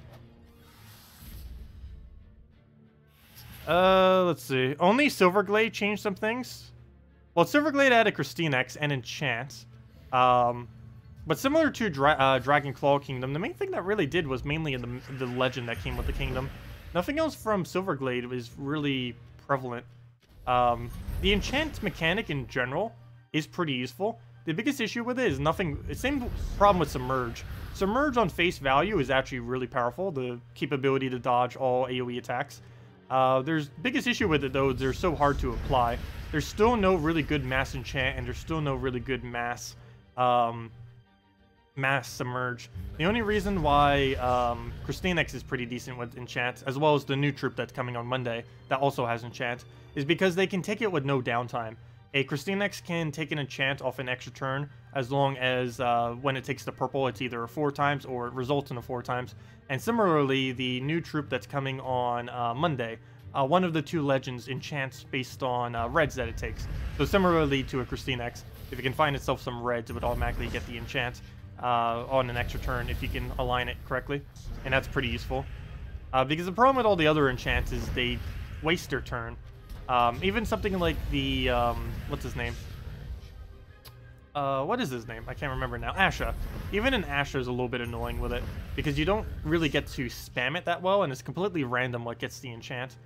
There's no good targetable enchant or no good spammable enchant for your team, currently. All of them are way too clunky to try to apply to troops. And yeah, Enchantress is extremely amazing early on in the game. You never see me using it because it's absolute trash this late in the game. But it starts with like 5 damage AoE, which is really, really high for early on. And it gains a pretty competent amount from its initial leveling. But later in the game, it's just way too low a value. Like, you could be a newer player and have it doing like 8, 9, 10 damage full AoE, which at that level range is pretty decent for its cast, for its mana cost and everything. But this late in the game, it's really, really bad because it doesn't have a 1-to-1 boost ratio off its magic. So it only has like 15 damage at this point, which is way below average. Average this late in the game is around a 21 to 23 AoE, approximately. Anything that is 20 or below is generally pretty low, like Dragon Soul, for example. And basically high is considered anything that's like 30 plus, like KrissTigger, which normally gets about 30 plus after its boost ratio. Somewhere around that range. More like 28 plus actually is probably the higher range. But yeah. It just is useless with only 15. You might as well just use a Dragon Soul. A Dragon Soul with 1 dragon would basically be better than that, even though it'd be less damage, but you also get the mana generation and the capability to spam it a bit better than what she's capable of. Alright, we're going to try setting up some alignment here. So far, so bad. We'll go take a skull. See what we can get here. Still pretty bad. What do we even move? Do I try taking brown? Leaning towards it. I'll take purple. I'll give him the brown. And we'll try letting him clear the board so we can get a mercy. That actually worked. Unfortunately, he gained so much mana from it that it's not going to work. Well, it depends. Do we extra turn right here? Okay, never mind. It did work. Oh, it really worked. Okay, the plan worked somehow. Did not think that would. There we go. Oh, I got famine though. Nothing I can do about that. Unless he somehow dies or we extra turn. Never mind. Perfect. Okay. Well, that worked out too perfectly. Wow. That should not have happened. About 3 things there got really lucky. I'll take it though. It happens sometimes. Rather it be in our favor than in the AI's favor, that is for sure. Yeah, that definitely should not have happened. Like 1 or 2 of those things should have, but not all. Okay, I need a Skull Distract. Please take it. No, he didn't go for it. Fail. Okay, it's bad. He's gonna get devoured. Please end your turn. End your turn. End your turn. End your turn. End your turn. End your turn. Yeah, okay. Well, I guess there goes our reverse luck then. We get all the luck, then the AI gets all the luck. Fail. That's not good. Alright, we'll go move that. Still don't have alignment, though. What else do we move around? Do we even have anything worth taking? I don't want a Mercy yet. Doesn't look like it's worth it. Let's take a brown. Still doesn't look like it's worth it. We could take a double pair. That's about it. We give him a 5 times as well, so that would be bad. I don't want to take purple. That seems like a waste given what we're trying to do. Especially since it's towards the top, so I'm just going to leave it. We'll take this raw. That gives him purple, though. Okay, I guess we'll finally take the purple. We'll take that one. He takes that. That gives us extra turn. Still doesn't give us any mercy, though. Still doesn't give us any mercy. I guess we'll just take a yellow, so he scroll distracts. So we'll take that. Such a slow start, but I think we finally got it. And now we go Gorgotha. And now we can just keep clearing the board until we get a mercy. And throw our damage in between. So throw that down, get our AoEs. See if we can get a mercy in this. He'll double the green.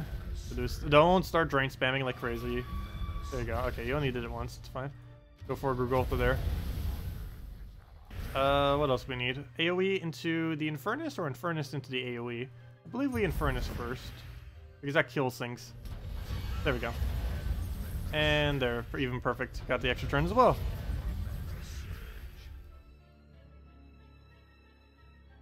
How come you never get? I never got a troop in game. I have no clue what ever happened with that, and I never really, like, bothered pressing them on it.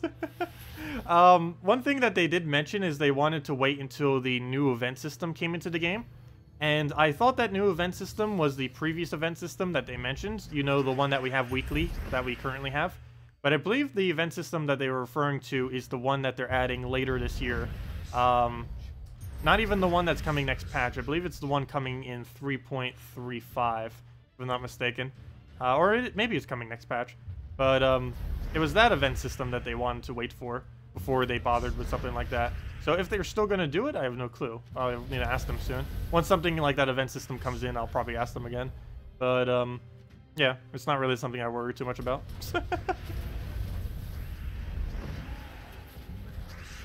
But yeah, it might eventually happen. It'd be really cool if it did. We'll see what happens with it. Alright, we'll just go throw the Dawnbringer into the Infernus, and we're pretty much good to go there. Let's get that down. What are your thoughts on using an OP defend team all week in Guild Wars? Is the trade-off in points lost versus point denied worth it? Oh, you always use strong defend teams in Guild Wars. There's almost no point in not doing that, because you need to make sure you have a higher score than the opposing team in order to get the EXP bonus and the seals. Also, just to make sure you actually win your bracket as well, of course. But yeah, in Guild Wars, you always set the most overpowered team you possibly can. Unless you're very, very low bracket. Like you're, like, bracket, like, 20 plus or something. Or maybe even lower than that. Then, you could probably set your defend team as, like, anything you want, as long as they're unique. It doesn't matter really how weak they are. But if you're anywhere towards, like, the top 10 brackets, you would definitely want to set an actual team for your Guild War defense. Of course, still make them unique, though. That is mandatory regardless. Always make sure all of them are unique. All 24 of your troops. That better die to burn, or the AoE, that works too. Split damage. Another poke. Using the useless Xenos. And see if we can get a Mercy. Did we go for it? Oh, we'll go for it. Get that down. Got a map as well. The useless map pile. How many maps do we have in the useless map pile? Also, anyone just getting here, make sure to use the redeem code below. It should still be active. Use it on gemsofwar.com. Underneath the game code section. Actually, there's the link right there if you guys want to go use it. If it's still active. I was about to go check something. Now I completely forgot what it was. Let's see. It was related to something that was said in chat. Wow, I forget so easily. It's gonna be bad when I get older. Gosh, only 23 and I like forget something I was saying like from 3 seconds ago. It's mainly because I'm like trying to focus on the thing and then talking. And then once I start focusing on the game more than my talking, I'll forget what I just said. Let's see, I already read that. Let's see. Which is quicker, true AoE or physical AoE? Oh, true AoE is always quicker. There's never a single instance where true AoE is not quicker than physical AoE. The biggest issue with true AoE is generally when they have mana drains. Because true damage, AoE damage, there's two things related to that normally makes it harder to use. AoE damage, that is true damage, has almost no option that has extra turns, whereas physical damage does. And true damage generally has a higher mana cost than what physical damage does. So those two factors combined makes it really bad against Famine, against anything with mana drain, Spirit Fox, all that kind of stuff. But if you're not up against mana drain, it's pretty much always quicker. Especially if you're trying to go for a one-shot or two-shot. It makes it a lot quicker since you don't need as high of stats to reach one-shot or two-shot. Give you some decent team with Infernus, since that is the only one mythic you have. Or I assume you meant mythic.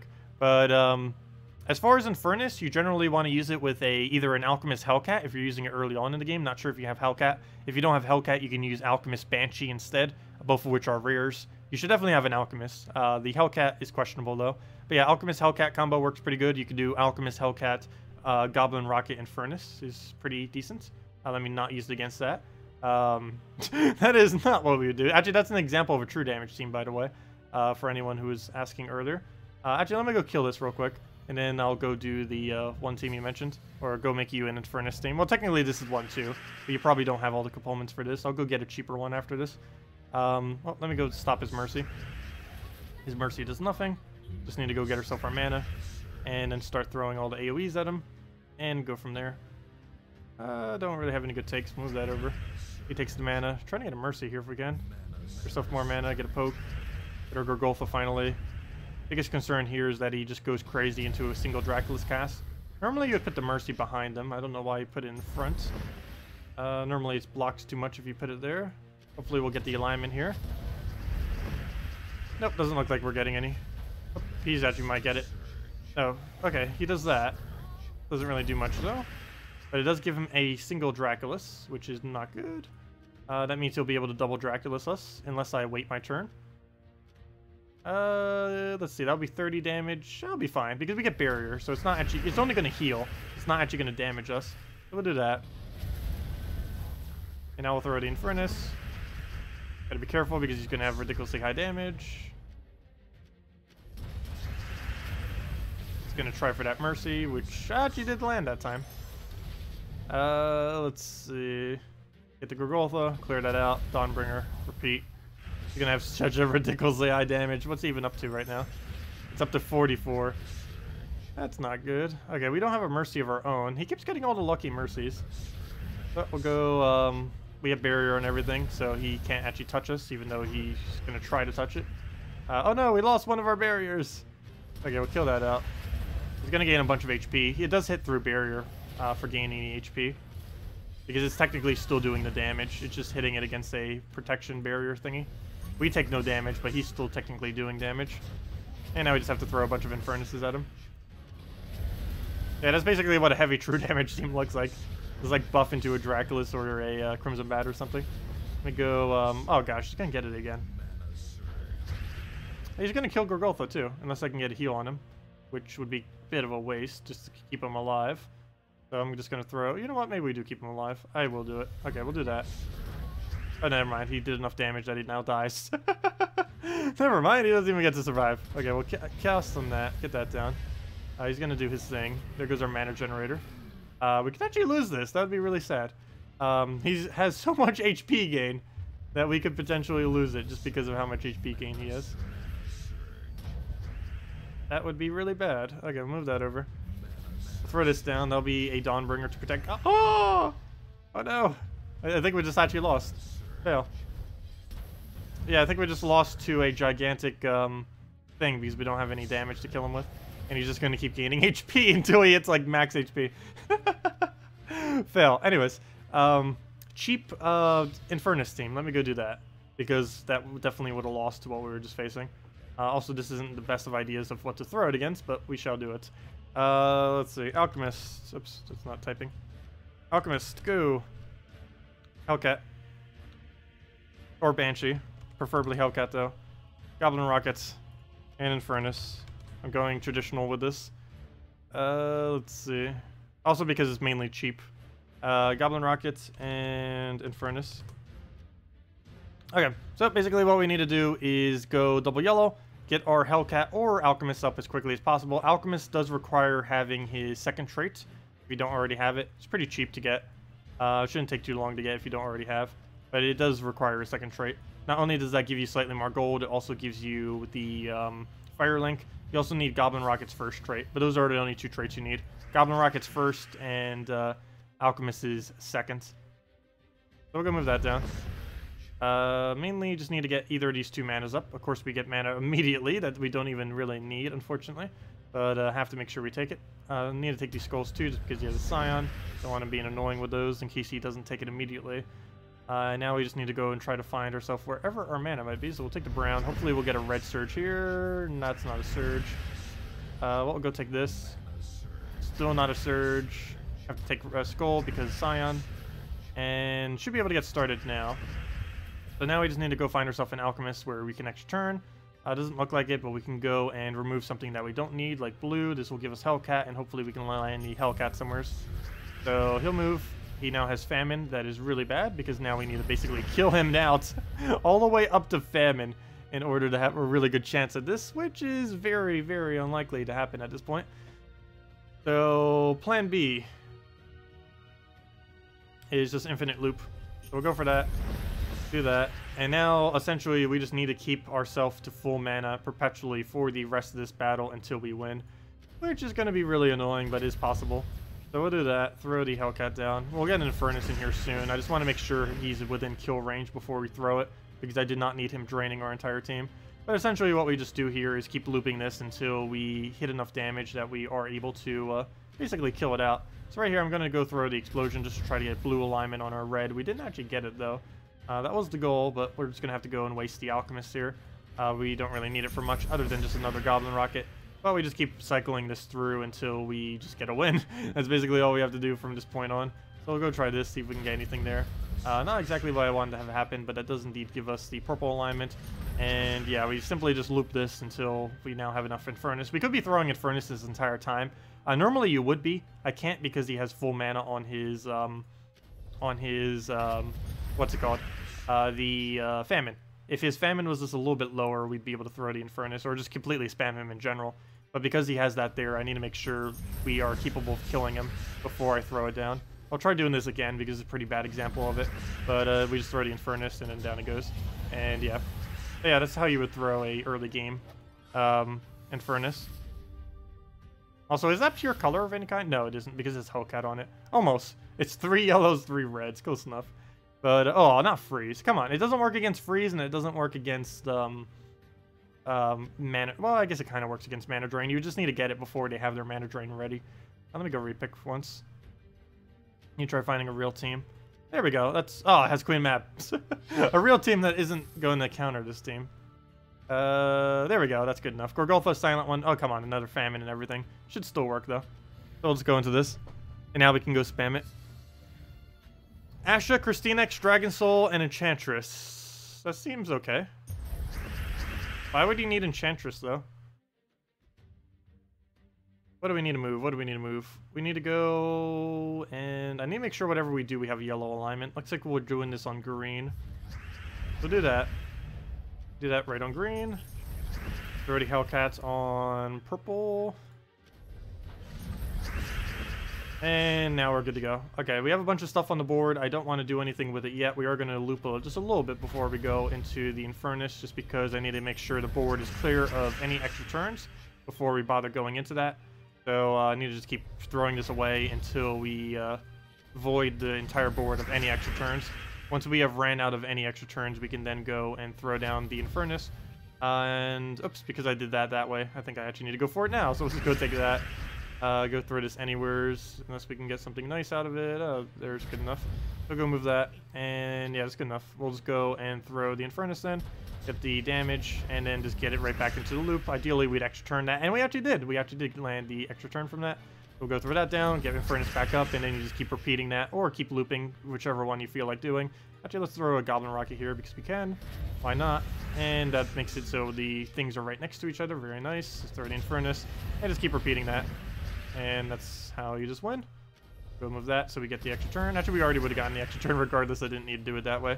But that kills that out. Get the Infernus, get the poke, and that's pretty much early game Infernus if you wanted to do it. Works out pretty decently. You can replace out Hellcat with Banshee, though it doesn't work as well, but it still kind of works. Though it is highly advised to try getting yourself a Hellcat if you can eventually find it into this team. The Alchemist you should have, the Goblin Rocket you should have. Both really easy to trait. The only real hard part to get is, assuming you already have the Infernus, is the Hellcat. Yeah, that's pretty much the team. Works out pretty nice, and this is the strongest thing I'm aware of that uses a Infernus early on in the game. You could put it with other basic exploders too. Like, you could run it with a Zura. You get a Zura for free from Merlantis Kingdom and stuff like that. But as far as cheap is concerned and efficient, I think that's about the best you can really get. It only uses 3 colors, but it uses those 3 colors really well.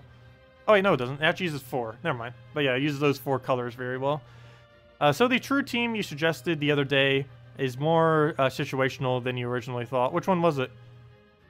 Quite a few true damage teams are pretty situational. The only ones that tend to not be are things that run full AoE very quickly. Anything with Uriali is super, super situational. It's why you almost never see me using it. I believe that was the one. The Uriali Miststalker team you mentioned yesterday. I almost never use an Uriali. The biggest issue with it is it's way too high of a mana cost. I almost always prefer using a Crimson Bat. Sometimes a Draculus, but one of the two I generally prefer using instead of Uriali. It might not seem like much, only having a 2 higher mana cost than Draculus, but the fact that it has a 7 higher mana cost than Crimson Bat for a pretty similar amount of damage is pretty substantial. I'd much rather have the lower damage with lower mana cost than the higher damage with the higher mana cost. There's some instances where that isn't the case, like for example World Breaker, where it's kind of decent because he gets so much mana generation. But with something that automatically ends its turn, like an Uriali or any of them for that matter, it's better to have the lower than the higher because of mana drains in general. The Azura True Poke. Oh, do I still have it saved? Oh yeah, I do probably still have it saved, don't I? Because I saved it the other time. Yeah, the True Stun Poke. Azura, Corvash, Uriali, Miststalker. Well, the biggest situation with this is, or the biggest issue with this is once Azura dies. If Azura dies, the whole team falls apart. Assuming Azura doesn't die, it's decent. If it does, then you might as well just instant retreat the battle, because it lost at that point. It's also really bad against Scion because of that too, because your whole mana generation is your first slot. The entire team is based around your first slot spamming. And if we keep letting it take too many skulls like that, we could have some issues. Okay, let's go and throw this down. He's gonna get another poke, and it's already dead, which means the team is now useless. So yeah, like at that point, we just auto-retreat. So yeah, it is pretty situational if it dies immediately, because at that point you auto-lose, unless you put it back a slot, but then you don't gain mana as quickly. Easiest way to normally get around that is using a Gorgolfa. It's why I use this version of Azura. Where's my Azura? Oh, it's right below it. Oops, that's not what I meant to click. That's why I use this version of Azura. I use the Gorgolfa as the tank in front of it, so it doesn't die like it just did. That's the easiest way to keep it alive, generally, is just put a Gorgolfa in front of it, or really any tank, like a Ragnagord, but I generally just put a Gorgolfa. Works out decently with the 75% mitigation. You never need to worry about skulls, and then you just worry about your mana. Plus, the mana still goes directly into her, just like if she was in first slot. Any purple or blue we take does go straight to her mana pool, which we'll use for even more mana generation for everything else on our team. Oh, he's gonna just start mana drain spamming us. This team isn't as bad against freeze. The only problem is we're getting a bad start because he keeps spamming all the greens. Wish we had a way to remove it with this team. KrissTigger would actually be pretty good against what he's using right now. Or even a Tyree, which I almost never use. What do we do? Go take the red, I guess. They're really bad setups on the board, and he keeps getting every single one of his. We might lose. No. Okay, we're going to take the red. Trying to get either any of the three up. Doesn't really matter which, but they need to get up already. The problem is the mana keeps spreading everywhere. Trying to get Azura if we can. So we can get these explosions and everything. Take the skull, even though we don't get any value out of it, just so he doesn't take it. We even reached the point where I need to make... Oh, come on. Yep, down it goes. No. I like how I go show this. It's like, yeah, this one will work now. No, it normally would. Alright, let's go to this board. Need to make sure it's mercy free, so we'll take that yellow so he doesn't get anything. And we'll take that from you. Thank you very much. That's basically our full Gorgolfa. Go get it all the way to full. Throw it for Gorgolfa. And now we're pretty much just ready to go. Throw it again because we didn't get mana for whatever reason. Throw the Infernus, throw everything else. Good to go. Get that down. Get a reduction. We have our Famine for backup. And now we just auto-win. It's a matter of applying the damage.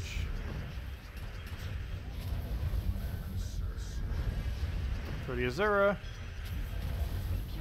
For the Infernus. Another Infernus would win it right now. We don't have it though. Please end your turn already. There we go. Give him the Famine. Azura again. And any poke will kill it. And dead. There we go. Dragons just respawned 3 out of 4 times on you and killed you off. Yeah, that has happened to me before many times. I have had that happen. Too many times to count. Where Dragon Soul revives so many times that, or anything for that matter, like an Inferno King or something. It normally happens with Dragon Soul though. It revives so many times that you die to its revives. Yeah, that's really annoying. Fun fact though, Dragon Soul will no longer have revive anymore next patch. They're giving it some kind of new trait. We don't know what it will be. Actually, they don't even know what it will be. But it will not be the trait that it currently has. But yes, they are indeed for sure 100% giving Dragon Soul a completely different trait. They're also getting rid of his Mana Shield because Mana Shield's getting buffed. So they don't want to give it to Dragon Soul because he's already gigantic without it. And yeah, so he will no longer have his revive anymore. He was never supposed to have that revive. The only reason he even got that revive in the first place was because his original trait was so bad that getting the trait on him would make him weaker. So they had to find some kind of solution. So for a temporary fix, they gave him a 25% chance to revive whenever he does a, or whenever he dies. But that was only supposed to be a temporary fix, yet they kept it for over a year. So it kind of, almost everyone knows it as his only trait. But yeah, they technically are doing what they were supposed to do around, or that they said they would do around over a year ago, which was give him his own unique trait. So yeah, they're finally getting around to that. Most people probably don't even remember what it originally was. He only had it for like a week or two. What he used to do is whenever the Dragon Soul died, he would go and replace another one of your already existing troops. The biggest issue with this, though, is it could replace anything. You didn't have a choice over it. And it does not gain the mana of what it replaced. So, for example, if he was to die, let's say if we were to kill his Scion right now, and let's say it would replace the Amnesia, the Dragon Soul would come in with 0 mana, even though the Amnesia has 18. That 18 mana would just get completely wasted and go nowheres. The Dragon Soul would not gain that mana. So, yeah, you'd basically just keep killing out your own team and not having any way to really... You're basically killing your own team with your own Dragon Soul, if that makes any sense. Because you're overriding your troops with Dragon Souls constantly, even if they have mana. And it just was really, really ridiculously bad. Also, what is with these loose streaks? Gosh, we need to go get our mana up so we can go get out of this. As long as he doesn't get Famine to full mana, we should be fine. Try for the purple there, we miss. We'll try for the red extra turn. We also miss. 2 reds off. Oh, and he got Famine. Wonderful. And we don't have enough mana. Even more wonderful. Oh wait, yeah we do. Never mind. We might have a chance. I don't think that's enough damage though. Maybe we'll extra turn. Or take a skull poke. Ah, exactly what we needed! Thank you. Oh no, she got the Inferno King. We'll revive 1 billion times and kill us. Now this would be one of those situations where Inferno King could just spam revive and then win. Which would be very unfortunate. Hopefully that does not happen. We'll find out. Okay, move that down. Will he revive spam? Just in case, let me take this skull, just so the second hit should hit him. Actually, let me take this skull too, just in case. Okay, good, he didn't revive. If we did, we would have still had everything. We still would have won pretty easily, but just in case, you never know. You never know. What else did I miss? Can you try this team? Dragon Soul, Azura, Farish Ra, and Amnesia. Sure. I don't see why not. Actually, it's kind of similar to what we're already using. Let me see. What's different from it? Oh, it uses Azura. That's the main difference. And it uses Amnesia instead. Yeah, we'll go try it. Give it a shot. I don't see why not. If anyone else has anything else you want me to do, or have any questions, or need help with team builds, or anything, feel free to leave them in chat. Dragon Soul, Azura. What else we need? Farish Ra. And... oops. That's weird. When you put a space there, it works sometimes. If you put a space, it works. But if you put that, it doesn't, because there's a dash there. Anyways, what was I doing? The final troop, which is Amnesia. There we go. Not quite sure what the Amnesia is for, really. Oh, it's pure purple. That's what it's for. That would explain what it's for. Okay. Color we're missing. Green. Minus green banner is... +2 blue, +1 yellow, I believe. Yep. Is that even useful? No. Not really. I'd almost rather just go blue-purple. So we'll just go stick with that. No banner was suggested, so blue-purple is likely the way. Blue for Azura, purple for the everything. And there we go. Let's go see what it does. Okay, right off the bat, take purple, go. Next follow-up, take... purple again? I guess so. We get entangled, but it's fine. Perfect. Extra turn. Dragon Soul. Gotta get that Rush Dragon Soul.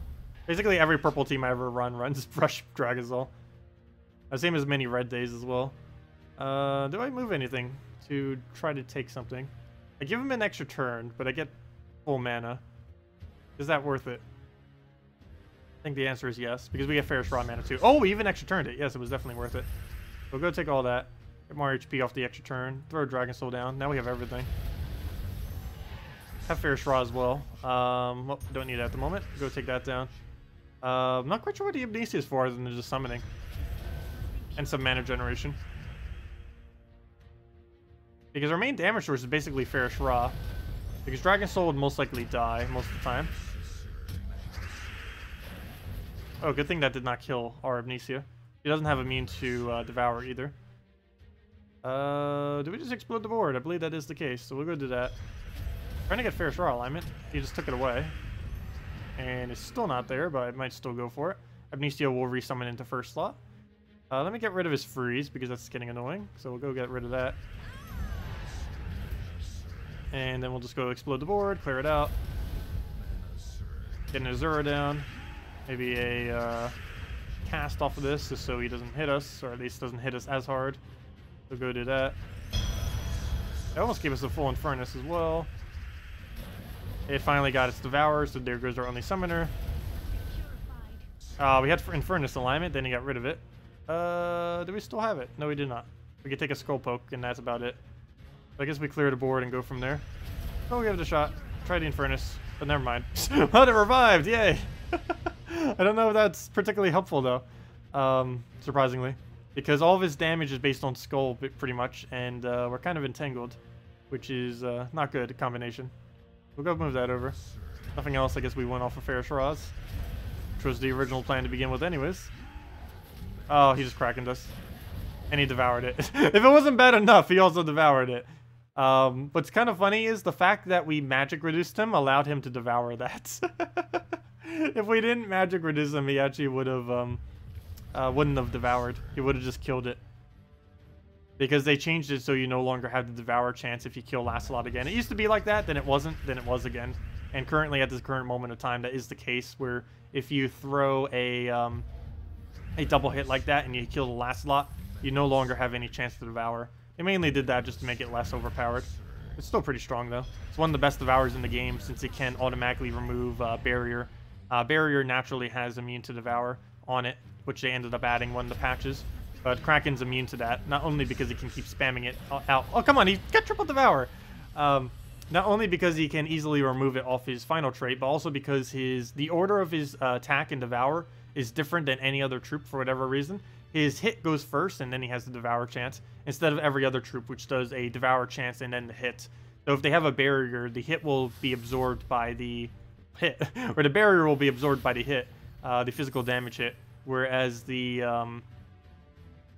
what was I just saying?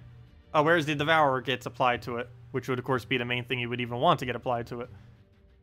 Also, yeah, that didn't quite work out that well.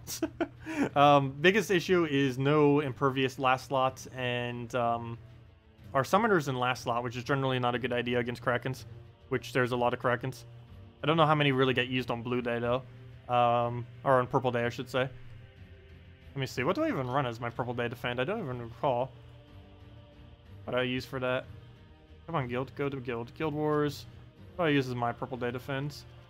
Purple Day defend, purple. Oh yeah, I use that weird Mercy team. It's actually 0-7 right now. It's not really working that well. I was kind of hoping it would. That is not a normal. That as an actual normal team is not that bad. But yeah, the AI just doesn't want to use it correctly. I go use it real quick actually. Use that. Where'd it go? I think it's my purple Guild War purple defend. There it is. We're gonna use this real quick. Yeah, what's it called? I almost just called it the Sunbird. The Sunburn. The Fairy Fire does 50% additional magic-based damage. We actually finally got it applied to us earlier too, and we were able to show it earlier in the stream. But yeah, it's basically just a stats effect that allows you to do 50% more magic-based damage. So for example, World Breaker's damage would do more. Dawnbringer's damage would do more. The skulls that Gorgolfa explodes would not do more. But anything that's magic-based would end up doing additional damage. 50% more. Kind of like what Hunter's Mark does, except it's related to only magic-based damage, not to physical damage. Like the skulls and skull explosions and such. It only applies to actual spells.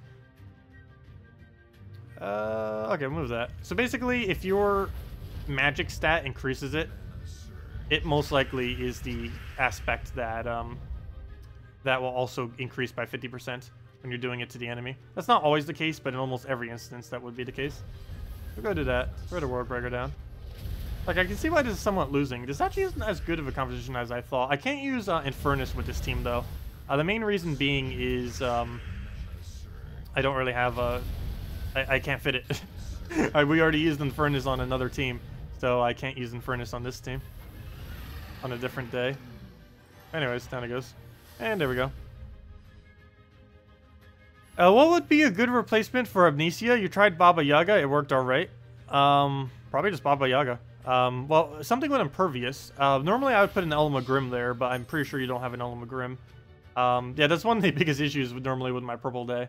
I believe both my Purple Days, both variants run... Oh no, that one actually runs with Umberwolf. That one doesn't run with Last Slot. What was my other purple team that I normally run? Or is that my other purple team? I think that is just what I normally use. Pretty sure. I just use the Hellcat, Elamagrim, Infernus, Umberwolf loop. Yeah, I don't even bother with Impervious Last Slot. I know Elamagrim I normally toss there. There's not too many purple Imperviouses that are decent. Oh, the new Mythic is, though. It's going to be a really good cleanser. So maybe try getting the new Mythic if you have no other option. But, let me see. Purple Impervious. Don't think there's too many options. Let's see. Ancient Golems normally wouldn't bother with. Carnex is horrible in Last Slot. Elamagrim would work. Plague would work. Scorpius would work if you had another brown, or if you had a poison for whatever reason somehow. Void Portal technically this week would work if you had a Dragon Soul, because it has 20% additional stats. It has Impervious, and it gets your Daemon Summons if you need them. That's the only thing it would serve the purpose of, but it would work as a really solid backline tank, immune to Krakens, for basically forever with how much durability it has. It has over 200 durability. Oh, I know it doesn't. It has 194 durability this week. So yeah, in Guild Wars, it would have over 200 durability. That is insane. And yeah, that's about it. So War Sphinx, Plague, Elamagrim, and this week, simply because that's 20%, maybe the Void Portal with a Dragon Soul. Probably not. I'd probably stick with one of the other three if you have. War Sphinx would basically be the cheapest of everything I mentioned. So I guess War Sphinx. It gives you a jumble and an automatic extra turn. And it's impervious, so it can't be frozen, so it always gets that extra turn regardless. But if you need a backline tank against Krakens, that could be your budget team or troop for it. The only problem with that, though, is you don't get to use Azura for Purple Day, which could make it a little bit less or a little bit more clunky. Do we have information on... Oh, never mind, I already answered that. Hello, Amri. Welcome, and goodbye. Because I'm actually about to go end out this stream, unless there's any other questions you guys want me to go over. Let's see. What is the top troops to use early on in the game? Anything with a really high boost ratio. Things like Ranger, Rock Spirit, Zephyrus, anything with like a 3 times or higher boost ratio. Things like Knight Coronet and Deep Borer for mana generation. Any of these standard 6 mana generator converters. Those are Valkyrie, Apothecary, Giant Spider, Green Seer, Alchemist, Hellcat. Any of those are pretty good, particularly if you happen to have Green Seer, Giant Spider combo or Alchemist, Hellcat combo, both of which are really solid. Particularly Alchemist Hellcat with a Goblin Rocket plus any other support troop, or even simply a second Goblin Rocket. But anyways, guys, I'm going to be heading out for right now. We will be back in about 6.5 hours at 8 p.m. Eastern Standard Time to go do the Guild War battles and all that kind of stuff. We will also be back tomorrow, same time as always, at 10 a.m. Eastern Standard Time, and we'll be doing basically the same thing we did today, just answering questions, going over stuff, chilling, and just messing around.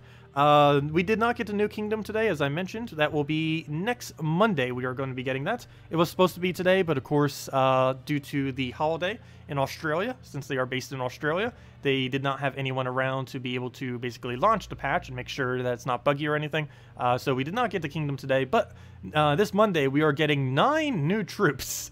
We are, actually, I believe it's the most we are ever getting on one single day ever in the history of this game.